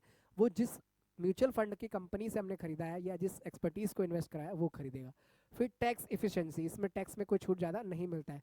फिर आता है अनपरफॉर्मेंस रिस्क। ठीक है, अब परफॉर्म अच्छा करेगा म्यूचुअल फंड की कंपनी, अच्छा करेंगे तो फायदा होगा, नहीं करेंगे तो फिर नुकसान हो जाएगा। ठीक है, ओवर डाइवर्सिफिकेशन, कई बार बहुत जगह छोटा छोटा पैसा लग जाता है, फिर वो दिक्कत करता है। फिर एग्जिट लोड और लिंक्स। ठीक है, कई बार आप पैसा विड्रॉ करना चाहते हो, निकालना चाहते हो, वो विड्रॉ नहीं हो पाता। जैसे मान लो सैटरडे और संडे विड्रॉ नहीं हो पाता है, क्यों? क्योंकि उस दिन ये म्यूचुअल फंड वाली कंपनी बंद रहती है। तो मान लो आपको संडे को पैसे की जरूरत पड़ गई, तो इस चीज़ में दिक्कत आ जाती है। तो ये डिसएडवांटेजेस हो गए। आगे देखते हैं systematic investment plan and what is the benefit. ये वाला क्वेश्चन भी देख लो भाई। सिस्टमेटिक इन्वेस्टमेंट प्लान क्या होता है? इन्वेस्टमेंट का मतलब ये है मैं अपना पैसा कहीं लगा रहा हूँ, उस पैसे से थोड़ा पैसा एक्स्ट्रा कमा रहा हूँ, चाहता हूँ, उसे बोलते हैं इन्वेस्टमेंट। अब सिस्टमेटिक क्या होता है वो समझ लेते हैं। अब मान लो हर महीने आप समझ लो कि आप 50,000 रुपये कमा रहे हो। कितना कमा रहे हो? 50,000 रुपया कमा रहे हो। ठीक है, अब इसमें से आप सोचते हो कि हर महीने 5,000 रुपये मैं अपने फ्यूचर के लिए सेव कर लूँ, लेकिन आप खुद जेब में रखोगे तो खर्चा हो जाएगा। तो आप किसी कंपनी, किसी फंड में, किसी म्यूचुअल फंड में, किसी ऐप के थ्रू, किसी पर्सन के थ्रू अपने पैसे को इन्वेस्ट कर रहे हो हर महीने 5,000, तो उसे बोलते हैं SIP। ठीक है, सिस्टमेटिक इन्वेस्टमेंट प्लान। ठीक है, तो systematic investment plan SIP is discipline way to invest in small और फिक्स अमाउंट रेगुलरली। हर महीने या हर 4 महीने में आपका कुछ पैसा किसके अंदर जा रहा है? इन्वेस्टमेंट में जा रहा है, अपने आप ही आपके अकाउंट से कट जाएगा। Rupees cost averaging. ठीक है, buying more units when the prices are lower and few high. ठीक है, अब उसी पैसे से जिस कंपनी में आप आसानी से हिस्सा बन सकते हो, जिस कंपनी का आप शेयर प्राइस कम होता है, तो वो जो आपके म्यूचुअल फंड वाली कंपनी है जो बीच में जो आपसे SIP करवा रही है, वो उसको खरीद लेगी, और जब वो हाई होगा तो उसको बेचकर आपको पैसे रिटर्न कर देगी। तो सिस्टमेटिकली आप उस पैसे को इन्वेस्ट करते हो, और वो पैसा जो दूसरे ये वाले जो बंदे, दूसरे वाले बंदे वो इन्वेस्ट करते हैं, म्यूचुअल फंड वाले बंदे आप ही का पैसा इन्वेस्ट करते हैं। बस सिस्टमेटिक में ये होता है कि हर महीने कुछ ना कुछ अमाउंट कटता रहता है, वो होता है पावर ऑफ कंपाउंडिंग। अब इसमें फ़ायदा ये होता है कि आपके पैसे से पैसे बनते हैं, और कंपाउंडिंग बहुत बड़ी इन्वेस्टमेंट होती है। ठीक है, तो ये होता है, और ये लॉन्ग टर्म में हो सकती है, रिटायरमेंट के लिए, हेल्थ के लिए, एजुकेशन के लिए ये होता है। तो ये व्हाट इज द सिस्टम। देखो आप देख लो, आपके पास पैसा आया, करेक्ट, ये पैसा आया, इस डेट को, फिक्स डेट को पैसा कट जाएगा और कहाँ चला जाएगा? SIP में। ये पिगी बैंक में अपना पैसा जमा हो गया। ठीक है, तो ये हो जाता है आपका सिस्टमेटिक इन्वेस्टमेंट प्लान। ठीक है, तो हाउ सिस्टमेटिक प्लान मैं आपको बता ही चुका है। रेगुलर इन्वेस्टमेंट होती है, ऑटोमेट मतलब अपने आप ही पैसा आपके अकाउंट से कट जाएगा, और यूनिट एलोकेटेड। ठीक है, अब जैसे मान लो 500 आपके अकाउंट से कट गए, तो आपको 500 का स्टॉक भी तो इंक्रीज हो गया आपके SIP में, आपके पोर्टफोलियो बोलते हैं इसको, उसके अंदर। तो ये फायदा है, SIP में रेगुलर आपके पैसे कटते रहते हैं, एक सिस्टमेटिक, आप जितना पैसा डिसाइड करोगे उतना ही कटेगा, ये नहीं कि कुछ भी कट जाए, और ऑटोमेट रहता है। ठीक है, और यूनिट एलोकेशन होता है। अगला इसके क्या क्या फायदे होते हैं, तो रुपीज कोट एवरेजिंग। ठीक है, अब आपका पैसा लग रहा है, ठीक है, आप पैसा बचाओगे, घर में रखोगे, तो प्राइस अगर किसी चीज़ का बढ़ जाएगा, देखो पैसा आज की जितनी वैल्यू, देखो आज अगर 1,000 रुपये है, उसमें जितना सामान खरीद सकते हो, आज से 10 साल बाद उस 1,000 रुपये में उतना सामान नहीं खरीद पाओगे, उसे बोलते हैं इन्फ्लेमेशन। ठीक है, तो इस केस में क्या होगा कि आपने अपना आज का 500 इसमें लगा दिया, तो इसमें जो स्टॉक खरीदेगा वो आज 10 साल बाद वो बढ़ सकता है, घट भी सकता है। ठीक है, लेकिन बढ़ने के चांसेस ज़्यादा होंगे। तो ये केस होगा कि आपके पैसे की एक एवरेजिंग मेंटेन रहेगी। करेक्ट, फिर पावर ऑफ कंपाउंडिंग। कंपाउंडिंग है कि भाई 500 पे जो इंटरेस्ट मिलेगा वो ऐड हो जाएगा, फिर ये जो ऐड होगा, मान लो 500 पे 550, तो ये हो गया, इस पे फिर आपको इंटरेस्ट मिलेगा, 550 पे इंटरेस्ट मिलेगा, फिर 550 का जो पैसा आएगा इंटरेस्ट मिलेगा, ऐसे ऐसे इंटरेस्ट करते होते पैसा बढ़ जाता है। बट इन्वेस्टमेंट सोच समझ के करना, subject to your market risk. ठीक है, कभी भी ऐसे आंख बंद करके पैसा मत गंवाना, जाकर स्टॉक में कोई दोस्त कह दे ये वाला स्टॉक उठा ले ऊपर जाएगा, नहीं भाई, कभी ऐसा मत करना। फाइनेंशियल लिटरेसी पढ़ रहे हो तो ये बात ध्यान रखना। किसी भी दोस्त, किसी से भी टिप मिले, कोई भी आपको बोले ये ऐप डाउनलोड कर, ये खरीद ले, पैसे बढ़ जाएंगे, सिर्फ सोच समझ के करना, नुकसान बहुत ज़्यादा हो जाता है। फिर डिसिप्लिन इन्वेस्टिंग, ठीक है, तो फायदा है कि भाई डिसिप्लिन बना रहेगा। अभी अगर अपने जेब से पैसे देने हो कभी कभार तो उसमें हमारा नुकसान हो सकता है, लेकिन इसमें डिसिप्लिन होता है। फिर एक्सेसिबिलिटी रहती है, फ्लेक्सिबिलिटी रहता है, प्रोफेशनल मैनेज करते हैं, और ये लॉन्ग टर्म में आपको फायदा देता है, ठीक है। तो यही सब फायदे हैं इसके, एसआईपी के फायदे ये हैं। फिर अगला आता है ऑब्जेक्टिव, क्यों करते हैं। तो किसी लोगों का प्लान होता है कि भाई मैं पैसा थोड़ा थोड़ा बचा रहा हूँ, जब मैं रिटायर हो जाऊंगा तो आराम से खाऊंगा, मैं और मेरी बुढ़िया खाएंगी, ठीक है। फिर चाइल्ड और बच्चे एजुकेशन के लिए, ठीक है, जैसे गांव में लोग, जैसे लड़की जन्म लेती है तो पहले एलआईसी करा देते हैं कि इसके ब्याह का पैसा मिल जाएगा, ठीक है। फिर वेल्थ क्रिएशन, अच्छा पैसा जिसको चाहिए लास्ट में उसके लिए। फिर एसेट्स बिल्डिंग के लिए पैसा जिसको चाहिए। फाइनेंशियल सिक्योरिटी, भाई हाँ कि मेरे पास पैसा है तो कल को कोई प्रॉब्लम आए तो मैं सिक्योर रहूंगा, पैसे की दिक्कत नहीं आएगी। और कुछ लोगों के आपके वेकेशंस, गोल, पेमेंट, होम लोन होते हैं उसके लिए, तो इसलिए एसआईपी की जाती है, शादी ब्याह के लिए, असिस्ट के लिए, अपने पैसा बनाने के लिए, रिटायरमेंट्स के लिए, दूसरी चीज़ों के लिए, ठीक है। ये हो गया। फिर lower return in a bulk market. अब इसका डिसएडवांटेज, इसका एक लॉस भी है, एसआईपी आप कर रहे हो तो कुछ कुछ कब सब कई बार क्या होता है कि आपको रिटर्न अच्छा नहीं मिलता है। फिर ये नॉट अ इन्वेस्टमेंट प्रोडक्ट, ठीक है। अब ये म्यूचुअल फंड्स होते हैं and not fund type two, जहाँ पे ज़्यादा रिटर्न मिले। एंड रिक्वायर कमिटमेंट, जो इन्होंने कमिटमेंट किया हुआ है कभी वो फुलफिल नहीं हो पाता, तो ये भी एसआईपी का नुकसान होता है, ठीक है। और एक ये भी बर्डन होता है कि हर महीने तो कटनी ही है, तो मान लो किस महीने आपकी नौकरी नहीं लगी या कुछ दिक्कत आ गई तो उस महीने भी पैसे तो देने ही ना इन्वेस्टमेंट के लिए, तो उस समय पे आपके फिर दिक्कत आ जाती है, तो ये दिक्कतें थे।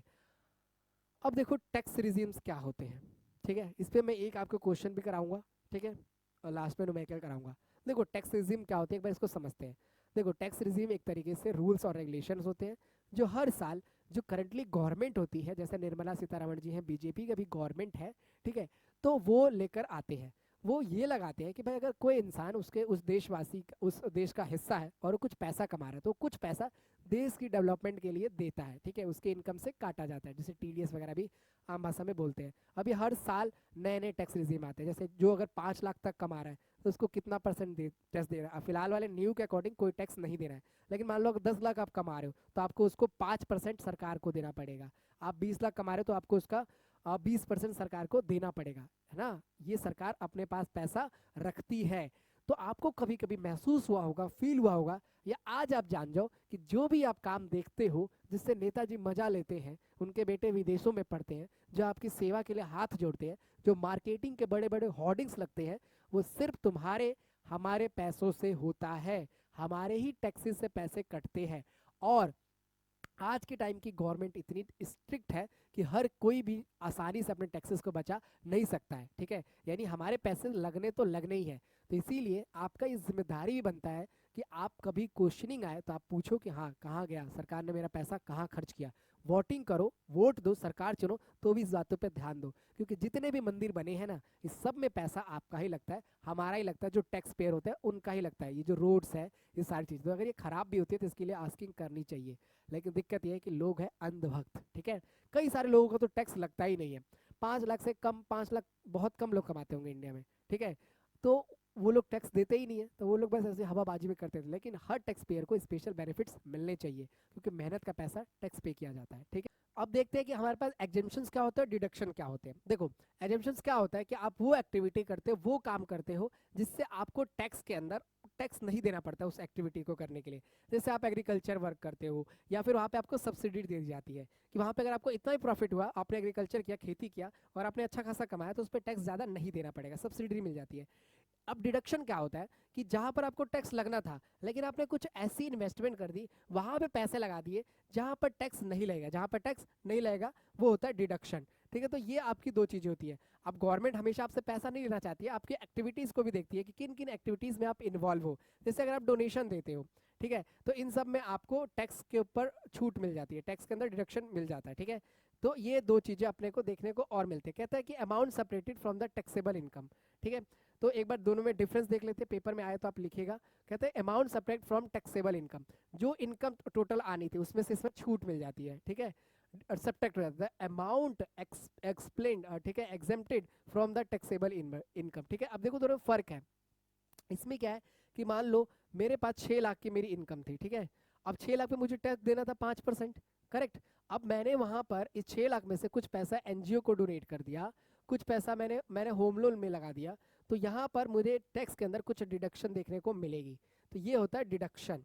अगला होता है एग्जेम्पशंस। क्या होता है कि जैसे मान लो मैं कोई ऐसी एक्टिविटी कर रहा हूँ, एग्रीकल्चर या खेती कर रहा हूँ, जहाँ पर मेरे को जो भी इनकम है उस पर टैक्स देना ही नहीं पड़ेगा या बहुत कम देना, जहाँ पे सब्सिडी मिल जाएगी, तो वो होता है। अब गवर्नमेंट क्या करती है, हमें प्रेरित करती है कि भाई तुम अच्छे काम करो, अच्छी जगह इन्वेस्टमेंट करो, डेवलपमेंट करो, रूरल एरियाज में काम करो, उसके लिए कुछ ऐसी जगह पे हमें छूट मिलती है, चेंजेस मिलते हैं। तो जैसे इसमें इसमें क्या कैलकुलेशन होता है, इंक्लूडिंग ग्रोस इनकम पे टैक्सेबल, ठीक है, ग्रोस इनकम जो आएगी वहां पर, और इसमें including the gross taxable income, ठीक है, इसमें ग्रोस टैक्सेबल इनकम होती है और इसमें ग्रोस इनकम होती है। ठीक, आगे देखते हैं ऑब्जेक्टिव्स क्या होता है। Encourage the investment and saving. अगर हम ये करते हैं तो हमें क्या बोलते हैं, सेविंग करना या अच्छी जगह इन्वेस्ट करो पैसे को, एग्रीकल्चर में काम करो उसके लिए, ठीक है। ये कंडीशनल होती है, ये कंसेशनस होती है, और ये डिडक्टेबल इनकम होती है, ठीक है। इसमें पूरा इनकम रिड्यूस कर दिया जाता है, मतलब दोनों में छूट मिलती है। ये होता है टैक्स फ्री इनकम, ठीक है। कुछ ऐसी एक्टिविटी जिसके अंदर आपको टैक्स लगा ही नहीं, ये रिलेशनल होती है, ये अनकंडीशनल होती है, ठीक है। And avoid the exploitation. अब कई बार किसी का बहुत ज़्यादा टैक्स देना पड़ जाता है, तो वो कुछ ऐसी एक्टिविटी कर सकता है जिससे अपने टैक्स को सेव कर सकता है। तो डिडक्शन के अंदर कुछ ऐसी एक्टिविटीज़ करना जिससे आपके टैक्सेस रिड्यूस हो जाते हैं, जैसे डोनेशन करना, एनजीओज में काम करना और भी चीज़ें। और एग्जेम्पशन के अंदर कि वो पूरे इन्वेस्टमेंट करना, पूरी इन्वेस्टमेंट है इसमें, ऐसी इन्वेस्टमेंट ऐसे फील्ड में काम करना जहाँ टैक्स ही लागू नहीं होता। दोनों में फ़र्क है, ठीक है। यही छोटा सा आगे देखते हैं। अब देखो जैसे एचआरए होता है, वहाँ पे आपको छूट मिल जाता है, ठीक है, मीन्स फॉरेन सिग्निफिकेंट डिडक्शन। जो एचआरए में ट्रैवल अलाउंस करते हो, अंदर सेक्शन 80 अगर आप होम लोन लेते हो, पीपीएफ कराते हो, ईएलएस कराते हो या लाइफ इंश्योरेंस लेते हो, तो इन पे आपको टैक्स देना नहीं पड़ेगा। ये नहीं कि इस पे भी टैक्स लग जाए, तो सरकार थोड़ा हेल्प भी करती है। फिर 80D डिडक्शन होता है कि अगर आप कोई हेल्थ इंश्योरेंस लेते हो, अब हेल्थ इंश्योरेंस आपने 5 लाख का ले लिया, 5 लाख पैसा भर रहे हो, तो उस पर टैक्स नहीं भरना पड़ेगा आपको। फिर लोन हो गया, प्रोफेशनल एजुकेशन हो गया, और डोनेशन हो गया, अदर अलाउंसेस, तो इन सब पे आपको टैक्स के अंदर रिडक्शन देखने को मिलता है और एग्जेम्पशन देखने को मिलता है, ठीक है। तो ये आपका कुछ कुछ बेनिफिट्स होते हैं, ठीक है। अगला देखते हैं एक्सप्लेन। अब ये वाला क्वेश्चन देखते हैं, इंश्योरेंस क्या होता है भाई, ठीक है, इसको ध्यान से समझते हैं। तो भाई इंश्योरेंस क्या होता है कि जैसे मान लो हेल्थ इंश्योरेंस होता है, एक आपका व्हीकल इंश्योरेंस होता है कि मेरी गाड़ी है, मैंने इतने लाख की खरीदी, अगर कभी एक्सीडेंट हो जाए तो मेरे को उसके बदले पैसे मिल जाए, या मेरी कभी हेल्थ खराब हो तो हॉस्पिटल का बिल मैं ना भरूँ, कहीं मैं जहाँ थोड़ा थोड़ा पैसा भर रहा हूँ वो होता है। जैसे कि rising medical facilities, educational protection, ठीक है, access to better health supporting, ठीक है। तो ये होता है इंश्योरेंस। अब एक बार छोटा सा इंश्योरेंस का प्रोसेस समझाता हूँ, ठीक है, ध्यान से सुनो। मान लो मैं एक इंडिविजुअल पर्सन हूँ और मैं 50,000 रुपये कमाता हूँ, करेक्ट। तो मैं क्या करूँगा, एक हेल्थ पॉलिसी ले लूँगा किसी एक इंस्टीट्यूशन के साथ, किसी एक इंस्टीट्यूशन से क्या कर लूँगा, हेल्थ पॉलिसी ले लूँगा। अब इस इंस्टीट्यूशन को मैं हर महीने कुछ 500 रुपये इसको देता रहूँगा, ठीक है। अब वो बोलेगा कि आप 500 रुपये प्रीमियम भरिए, मतलब 500 रुपये मुझे हर महीने दे दीजिए। अगर आपको कुछ दिक्कत होगी, ठीक है, तो हम आपको उसके अंदर, जैसे इलाज कराओगे आप और उसमें 1 लाख खर्चा आएगा, कितना आएगा, 1 लाख खर्चा आएगा, तो हम ये चीज़ पे कर देंगे। नहीं आया तो कोई बात नहीं, हमारा मुनाफा हो जाएगा, लेकिन आ गया आपको कोई दिक्कत होगी तो इंश्योरेंस में हम आपको पैसा दे देंगे। यही कहलाता है इंश्योरेंस, ठीक है, जिसमें आप थोड़ा थोड़ा अमाउंट देते हो, जिसको हम बोलते हैं प्रीमियम बोलते हैं, ठीक है। तो आप कुछ ना कुछ पैसा भरते रहते हो किसी एक ऑर्गेनाइजेशन को, इनकी पॉलिसी को लेते हो। अब इस पॉलिसीज के अंदर बहुत सारी टर्म कंडीशन होती है। अब सर दर्द हो रहा है तो क्या इसका बिल ये पॉलिसी वाले भरेंगे, नहीं। तो ये कंडीशन होता है किस केस में आपको पैसे दिए जाएंगे, कौन कौन सी टर्म कंडीशंस को आप फॉलो करते हो। तो जब भी आप इंश्योरेंस कराओ तो कंडीशंस को जरूर पढ़ो, जरूर ध्यान से लो। तो यही होता है इंश्योरेंस, समझ गए। थोड़ा थोड़ा पैसा देते हो, जब आपदा आएगी तो देंगे। अब ऐसा नहीं कि आप बोलो लास्ट में कि मेरे को तो कोई बीमारी नहीं हुई, तुझे मैंने 500-500 रुपये जमा कराए थे वो वापस दे, नहीं, फिर वो वापस नहीं मिलेंगे। हाँ, आप परेशान होंगे, उस पॉलिसी के अकॉर्डिंग आपके साथ कोई दुर्घटना होगी तब आपको पैसे दिए जाएंगे। तो यही होता है। अब इसके जरूरत क्यों है हमारे को, पेपर में कभी बार ये पूछा जाता है। देखो जरूरत इसलिए है कि कभी कभी मेडिकल के जो खर्चे वो बढ़ते जा रहे हैं, महंगाई होती जा रही है, तो उस केस में अगर आपके पास एक इंश्योरेंस रहेगा तो फायदा होगा, ठीक है। फिर हेल्थ बेटर के लिए, ठीक है, या फिर कोई इमरजेंसी हो जाए या फिर ज़्यादा पैसा खर्च हो जाए। और टैक्स मैंने बताया ना, अगर आप टैक्स बचाना चाहते हो, ठीक है, 6 लाख की इनकम है, उसमें से 1 लाख का इंश्योरेंस ले लो, तो 6 लाख आप एक्सीड ही नहीं करोगे, पार ही नहीं जाओगे, तो आप पे डिडक्शन मिल जाएगा, एक्सीडेंट नहीं मिलेगा, डिडक्शन मिल जाएगा। तो ये सारे फायदे हैं इंश्योरेंस लेने के। इंश्योरेंस में तुम सबको समझा चुका है, हेल्थ इंश्योरेंस होता है, ठीक है, जो आपको फाइनेंशियल सिक्योरिटी देता है, जो आपके मेडिकल कॉस्ट को भर देता है, इंश्योर करता है क्वालिटी को, कैशलेस ट्रीटमेंट को, टेस्ट वगैरह में, एम्बुलेंस वगैरह में जो भी खर्चा आता है वो सारा कुछ ये करता है। तो आप ये इंट्रो लिख देना, ठीक है, आंसर में इंट्रो जरूर लिखना है, कंक्लूजन जरूर लिखना है, ठीक है। हेल्थ की नीड क्यों पड़ती है, मैं अभी ये क्या बताऊँ, समझ जाओ कि भाई राइजिंग पैसा बढ़ रहा है, अनएक्सपेक्टेड कभी इमरजेंसी आ जाती है, दुर्घटना हो जाती है, लाइफ स्टाइल कभी डिजीज हो जाता है, फिर गैप ऑफ एम्प्लॉय कवरेज हो जाती है, प्रोटेक्टिंग द सेविंग फैमिलीज, ठीक है। तो इन के लिए आपको इंश्योरेंस लेनी चाहिए, इन चीज़ों के लिए आपको हेल्थ इंश्योरेंस लेनी चाहिए, ठीक है। अनएक्सपेक्टेड इमरजेंसी के लिए, लाइफ डिजीज के लिए, gap in employ coverage, protecting saving, इन सारी चीज़ों के लिए आपको हेल्थ लेने चाहिए, अपनी फैमिली को प्रोटेक्ट करने के लिए। मम्मी पापा बुढ़ापे हो रहे हैं तो बीमार हो गए, मेडिकल इन्फ्लेमेशन हो रहा है, प्राइजेस बढ़ते जा रहे हैं, तो अगर आज आप 500 डालोगे तो कल को 10 साल बाद कोई बीमारी होगी तो उसमें आपको हेल्प मिल जाएगा, कोई इमरजेंसी हो जाए तब आपको हेल्प करेगा। तो आप इतने स्मार्ट हो कि इसका आंसर लिख डालोगे, ठीक है। चलो आगे देखते हैं, जल्दी जल्दी करते हैं, हो गया टाइम, ठीक है। इंपॉर्टेंस ऑफ बेनिफिट, इसकी क्या क्या इंपॉर्टेंस है। पहली बात, अगर आप हेल्थ इंश्योरेंस लेते हो तो आपके कई सारे हॉस्पिटल बिल वगैरह पे हो जाते हैं। फिर एक्सेस द क्वालिटी केयर, ठीक है, आपको अच्छे हॉस्पिटल में फिर इलाज कराने का मौका मिलेगा, क्योंकि आप सोचोगे ना तो पॉलिसी है इतने तक की, तो मैं किसी भी हॉस्पिटल में करा लूँ, सरकारी में ना जाऊँ, तो ये होगा। फिर पीस ऑफ माइंड की चलो मेरे पास एक इंश्योरेंस है तो मैं चाहूँ तो बड़े हॉस्पिटल में जाके इलाज करा सकता हूँ। फिर कवरेज अच्छी मिल जाती है कि ज़्यादा से ज़्यादा पैसा आपको वही भर देते हैं। फिर अर्ली डिडक्शन, ठीक है, कुछ बीमारियों के अगर चेकअप पहले पता लग जाए तो उस बीमारी का हम इलाज जल्दी करा पाएंगे। अगर हमें पैसा होगा तभी जाएंगे ना डॉक्टर के पास, और पैसा हमें कहाँ से मिल जाएगा, पॉलिसी इंश्योरेंस से मिल जाएगा, तो चले जाएंगे। फिर टैक्स में बेनिफिट होता है, और एक हमारे बुढ़ापे में एक सहारा मिलता है। तो ये सारे बेनिफिट्स होते हैं, देख लो स्क्रीनशॉट ले लो, ये सारे बेनिफिट है अगर आप टैक्सेस कराते हो तो, मतलब इंश्योरेंस कराते हो तो। फिर नॉन लाइफ इंश्योरेंस, क्या सिर्फ लाइफ इंश्योरेंस होता है, नहीं, नॉन लाइफ भी इंश्योरेंस होते हैं जो हेल्थ से अलग होते हैं। तो type of non life insurance का होता है health insurance cover a medical expenses, hospitalization, surgery, ठीक है, ये होता है आपका लाइफ इंश्योरेंस। फिर एक आता है मोटर इंश्योरेंस, मोटर इंश्योरेंस नाम समझा, गाड़ी वगैरह का इंश्योरेंस। मैं गाड़ी लाया, बुलेट लाया एकदम 1.5-2 लाख रुपए की, कल जाके ठुक गई, अब उसका पैसा कौन भरेगा, मैं तो नहीं भर सकता, तो मैंने क्या इंश्योरेंस ले लिया, वो भर देंगे। फिर आता है होम इंश्योरेंस, ठीक है, अगर घर में कोई आपदा आ जाए, आग लग जाए, थेफ्ट हो जाए, चोरी हो जाए, अर्थक्वेक आ जाए, तो मेरी घर की सिक्योरिटी के बदले मुझे पैसा मिलेगा, ठीक है, तो ये चीज़। फिर ट्रैवल इंश्योरेंस की, भाई कुछ ऐसा होता है कि मैं ट्रिप पे गया, पंजी डंपिंग पे कर रहा हूँ, टैब बोल गया या कुछ दिक्कत आ गई, तो वहाँ पे आता है आपका ट्रैवल इंश्योरेंस। फिर आता है marine insurance, cover losses damages ship, जो शिप वगैरह होती है ना, कार्गो शिप होती है, तो उनमें होता है मराइन इंश्योरेंस, ठीक है। देखो जिसके आगे इंश्योरेंस लिखता है उसी चीज को प्रोटेक्ट करेगा, उसी चीज को हानि होगा। इंश्योरेंस होम लिखा है तो होम खराब होगा तो पैसा मिलेगा, मोटर लिखा, मोटर खराब होगा तो इंश्योरेंस का पैसा मिलेगा, ट्रैवल करते हो दिक्कत। फिर फायर इंश्योरेंस का, ये आग लग जाए, प्रॉपर्टी में डैमेज हो जाए तो यहाँ पे आपको इंश्योरेंस मिलता है। इंश्योरेंस के अलग अलग टाइप्स होते हैं, ये पैसा मिलता है रिपेयर के लिए और बिल्स को पे करने के लिए, ना कि किसी और चीज़ के लिए। अभी इंश्योरेंस को तौर तरीके से कई लोग इसमें भी फ्रॉड बाजी करते हैं, इंश्योरेंस पॉलिसी ले लेंगे और खुद ही घर को जला देंगे, बोलेंगे लाओ पैसा दो, उस पैसे से रिनोवेट करा लेंगे। तो बहुत मुश्किल से पैसा मिलता भी है, इंश्योरेंस वाले बहुत अच्छे से चेक करते हैं तब पैसा देते हैं। चलो आगे देखते हैं भाई, नॉन लाइफ इंश्योरेंस आप ये देख सकते हो इस फोटो के थ्रू भी, कार का हो गया, बाइक का हो गया, होम का हो गया, तो ये नॉन लाइफ इंश्योरेंस में सारे आते हैं, ठीक है। तो इसके लिए आपको जान माल का खतरा नहीं होना चाहिए, सामान वगैरह टूट जाता है तब पैसा मिलता है। Common type of health insurance, अब इन हेल्थ इंश्योरेंस कितने कितने टाइप के हो सकते हैं, तो इंडिविजुअल हो सकता है, किसी एक पर्सन को वो कवर करे, ये होता है। फैमिली, पूरे परिवार में अगर किसी को, आपकी बीवी को, आपके बच्चे को कोई भी समस्या आती है तो उसको बोलते हैं फैमिली फ्लॉटर प्लान होते हैं। अब इंश्योरेंस के भी प्लान है ना अलग, मान लो आपने एक प्लान लिया, प्रीमियम भर रहे 500 और आपके इलाज में लगे 50 लाख, वो थोड़ी देंगे, बेवकूफ़ थोड़ी है। हाँ, 500 भर रहे हो तो 2 लाख का तक का दे देंगे। तो अगर आप 2-2 हज़ार महीने का भर रहे हो तो आप 50 लाख का ले सकते हो। तो आप कैसा प्रीमियम लेते हो, किस टर्म कंडीशन पे लेते हो, कैसा पॉलिसी खरीदते हो, उस पर भी डिपेंड करता है।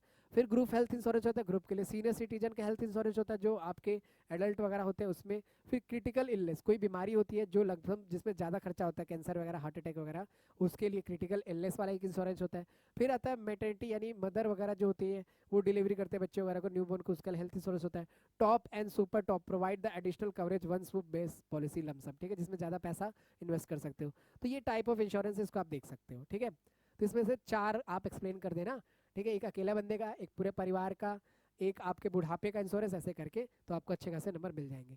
फिर आता है health insurance inclusion and exclusion. देखो अब हम इंश्योरेंस ले रहे हैं तो उसके अंदर किन किन चीज़ों पे कवरेज मिलेगी उसे बोलते हैं इंक्लूजन, और किन किन चीज़ों पे कवरेज नहीं मिलेगा। अब किसी का सर दर्द हो रहा है, किसी की नाक फूट गई है, तो उस पर आपको नहीं मिलेगा, तो होता है एक्सक्लूजन। तो under insurance coverage crucial financial planning avoiding unexpected courses.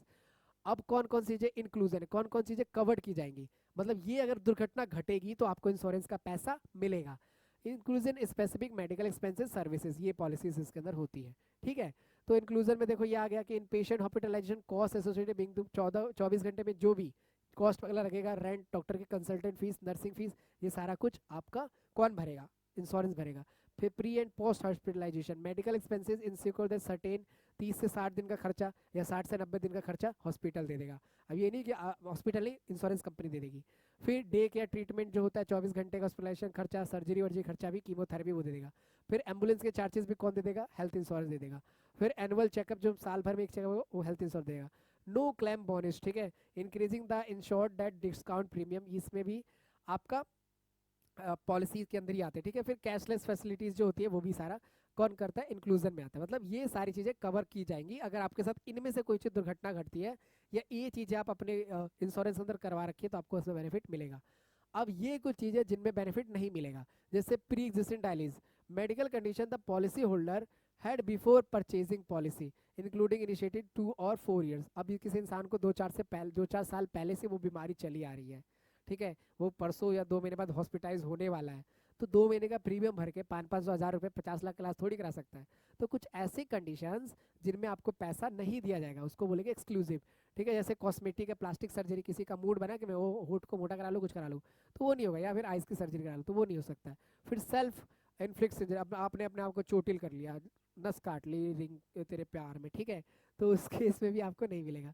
फिर इलनेस सब्सटेंस एब्यूज, ठीक है, कुछ गलत लड़ाई झगड़ा हो गया। फिर वॉर एंड रिलेटिव्स कोई दिक्कत हुई झगड़े वगड़े में। नॉन मेडिकल एक्सपेंसेस कुछ और हो गया, मास्क ग्लव्स सिरिंज सुई का कोई खर्चा नहीं देगा। फिर प्रेगनेंसी वगैरह में कोई खर्चा नहीं मिलेगा। तो ये कुछ टर्म्स कंडीशन है जिसमें आपको पैसा नहीं मिलेगा इंश्योरेंस के थ्रू, ठीक है। अब ये कॉन्सेप्ट समझ लेते हैं टाइम वैल्यू मनी क्या होता है, ठीक है। तो टाइम वैल्यू मनी के भी क्वेश्चंस बन सकते हैं, देखते हैं। तो टाइम वैल्यू मनी बहुत सिंपल है कि मैंने आपको जैसे बताया था कि जैसे मान लो आज 1,000 रुपये में जितना सामान खरीद पाओगे, आज से 10 साल उस 1,000 में सामान नहीं खरीद पाओगे। Correct, correct. तो उसे बोलते हैं टाइम वैल्यू मनी, कि टाइम के साथ आपके पैसे इंक्रीज होते हैं, जो उसकी वैल्यू होती है वो डिक्रीज होती है, प्राइजेस क्योंकि इन्फ्लेमेट करते हैं, इंक्रीज करते हैं, तो वो होता है टाइम वैल्यू मनी, कि आपका पैसा टाइम के अनुसार कैसे वर्क करता है। तो ये होता है इसका। आप देख सकते हो कि टाइम वैल्यू मनी, इसमें फॉर्मूला आप बस लिखने को आएगा, क्वेश्चन करने को नहीं आएगा, ठीक है, तो आप वो देख लेना बस एक बार। तो बता, the time value money TVM is concept that money is today worth then the same amount future due to earning potential inflammation risk, ठीक है। आज अगर 1,000 से जितनी चीजें आप खरीद पाओगे, आज से 10 साल बाद नहीं खरीद पाओगे क्योंकि उनकी महंगाई बढ़ जाएगी। यही होती है टाइम वैल्यू मनी होती है। अब इसमें एक फॉर्मूला है, ध्यान से देखो। एक होता है पीवी, उस पैसे का आज का क्या अमाउंट है, आज मान लो 1,000 रुपए है, ठीक है, मैं एग्जांपल भी करा देता हूँ। फिर फ्यूचर मनी मुझे चाहिए कि फ्यूचर में इस 1,000 की वैल्यू कितनी होगी और उस पर कितना इंटरेस्ट लग गया, ठीक है, और उसके बाद उसकी क्या कंपाउंडिंग हुई। तो अगर मुझे फ्यूचर पैसा निकालना है तो आप कुछ नहीं, प्रेजेंट वैल्यू रखो, 1,000 रुपये रख दिया, ठीक है। अब गुणा करना 1, अब आई इंटरेस्ट मान लो, मैंने मान लिया कि 10% से बढ़ रहा है, एन यानी समय के लिए कितने, 5 साल के बाद देख रहे हैं, ठीक है। और यहाँ पे हो जाएगा 10 × 5, तो ये निकलेगा फ्यूचर मनी। देख लो भाई, मैंने एग्जांपल भी करा दिया आपको, ठीक है। तो जो फ्यूचर मनी निकलेगा मेरे भाई, ये 1,000 1 + 10/5 और 10 × 5, ठीक है। एन इसमें क्या होता है, टाइम होता है, जो कितने ईयर के लिए, तो मैंने 5 ले लिया। और आई होता है इसमें इंटरेस्ट होता है, तो 10% इंटरेस्ट ले लिया। तो ये हो जाएगा, काट दिया इसको, 1 + 2 और 10 × 5। अब देख लो फ्यूचर में उसकी वैल्यू कितनी हो जाएगी उस पैसे की, आप यहाँ से अंदाजा लगा लो, 3 की पावर 50, ठीक है। इसको सॉल्व कर लेंगे। तो इस तरीके से n × टाइम, जो भी आपका टाइम है, ठीक है, तो 5 साल बाद आपको इतना पैसा देखने को मिलेगा इस तरीके से। तो यही होता है टाइम और मनी वाला पैसा। अब इसके क्या होता है, पीवी होता है प्रेजेंट वैल्यू, एफ होता है फ्यूचर वैल्यू, आई होता है इन्फ्लेशन रेट, और मैंने इन्फ्लेशन रेट वहाँ पे ज़्यादा ले लिया था, ठीक है, तो वो बदलता रहता है, कम ज़्यादा होता रहता है, ठीक है। फिर कंपाउंडिंग, इन्फ्लेमेशन और अपॉर्चुनिटी कॉस्ट, ठीक है। तो ये टाइम वैल्यू मनी के अंदर आते हैं, ठीक है। कंपाउंडिंग क्या होता है कि भाई पैसे पे इंटरेस्ट कितना लग रहा है। फिर इन्फ्लेमेशन क्या हुआ, महंगाई कोई चीज़ बढ़ गई कि घट गई, जैसे अभी जीएसटी घटा दिया गया है, पहले जीएसटी बढ़ा दिया गया था, तो इन सब चीज़ों का फर्क पड़ता है की टाइम वैल्यू मनी में, ठीक है। फिर इंपॉर्टेंस क्या है कि जब भी आप पैसे की डिसीजन लोगे, जो आपसे कोई कहे ना कि आज मेरे को पैसे दे दे 1,000, मैं तेरे को 2 साल बाद देता हूँ 1,000 रुपये, तो बोलेगा तूने तो मुझे 1,000 रुपये दिए थे, नहीं, 2 साल बाद उस पैसे की वैल्यू बढ़ जाएगी, तो आप उससे 1,100 लेना, 1,200 लेना, ठीक है। खैर दोस्त लोग तो पैसा वापस करते भी नहीं है ना।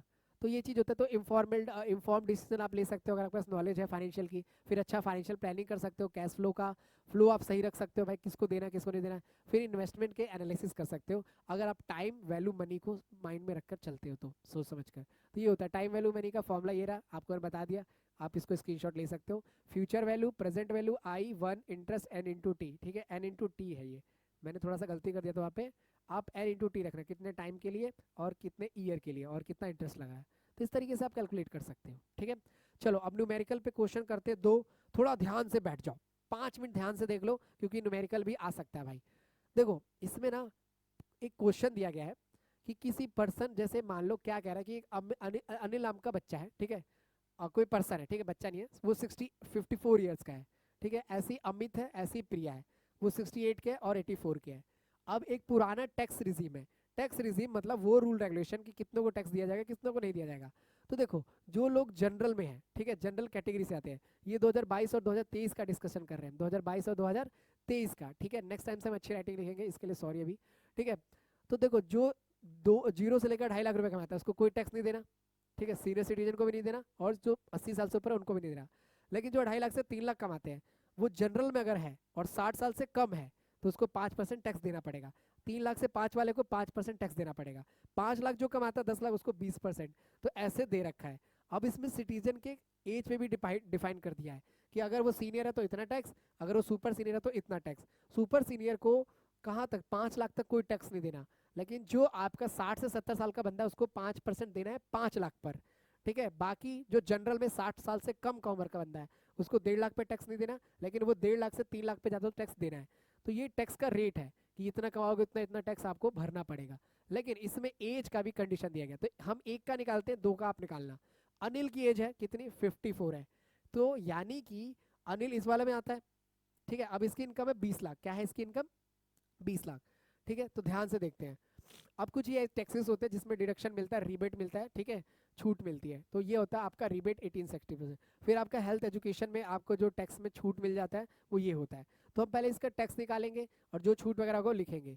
ठीक है, अब एक बार 2026 और 27 के अकॉर्डिंग अगर देखें तो 4 लाख पे कोई टैक्स नहीं देना है। 4 लाख से 8 लाख पे 5% टैक्स देना है।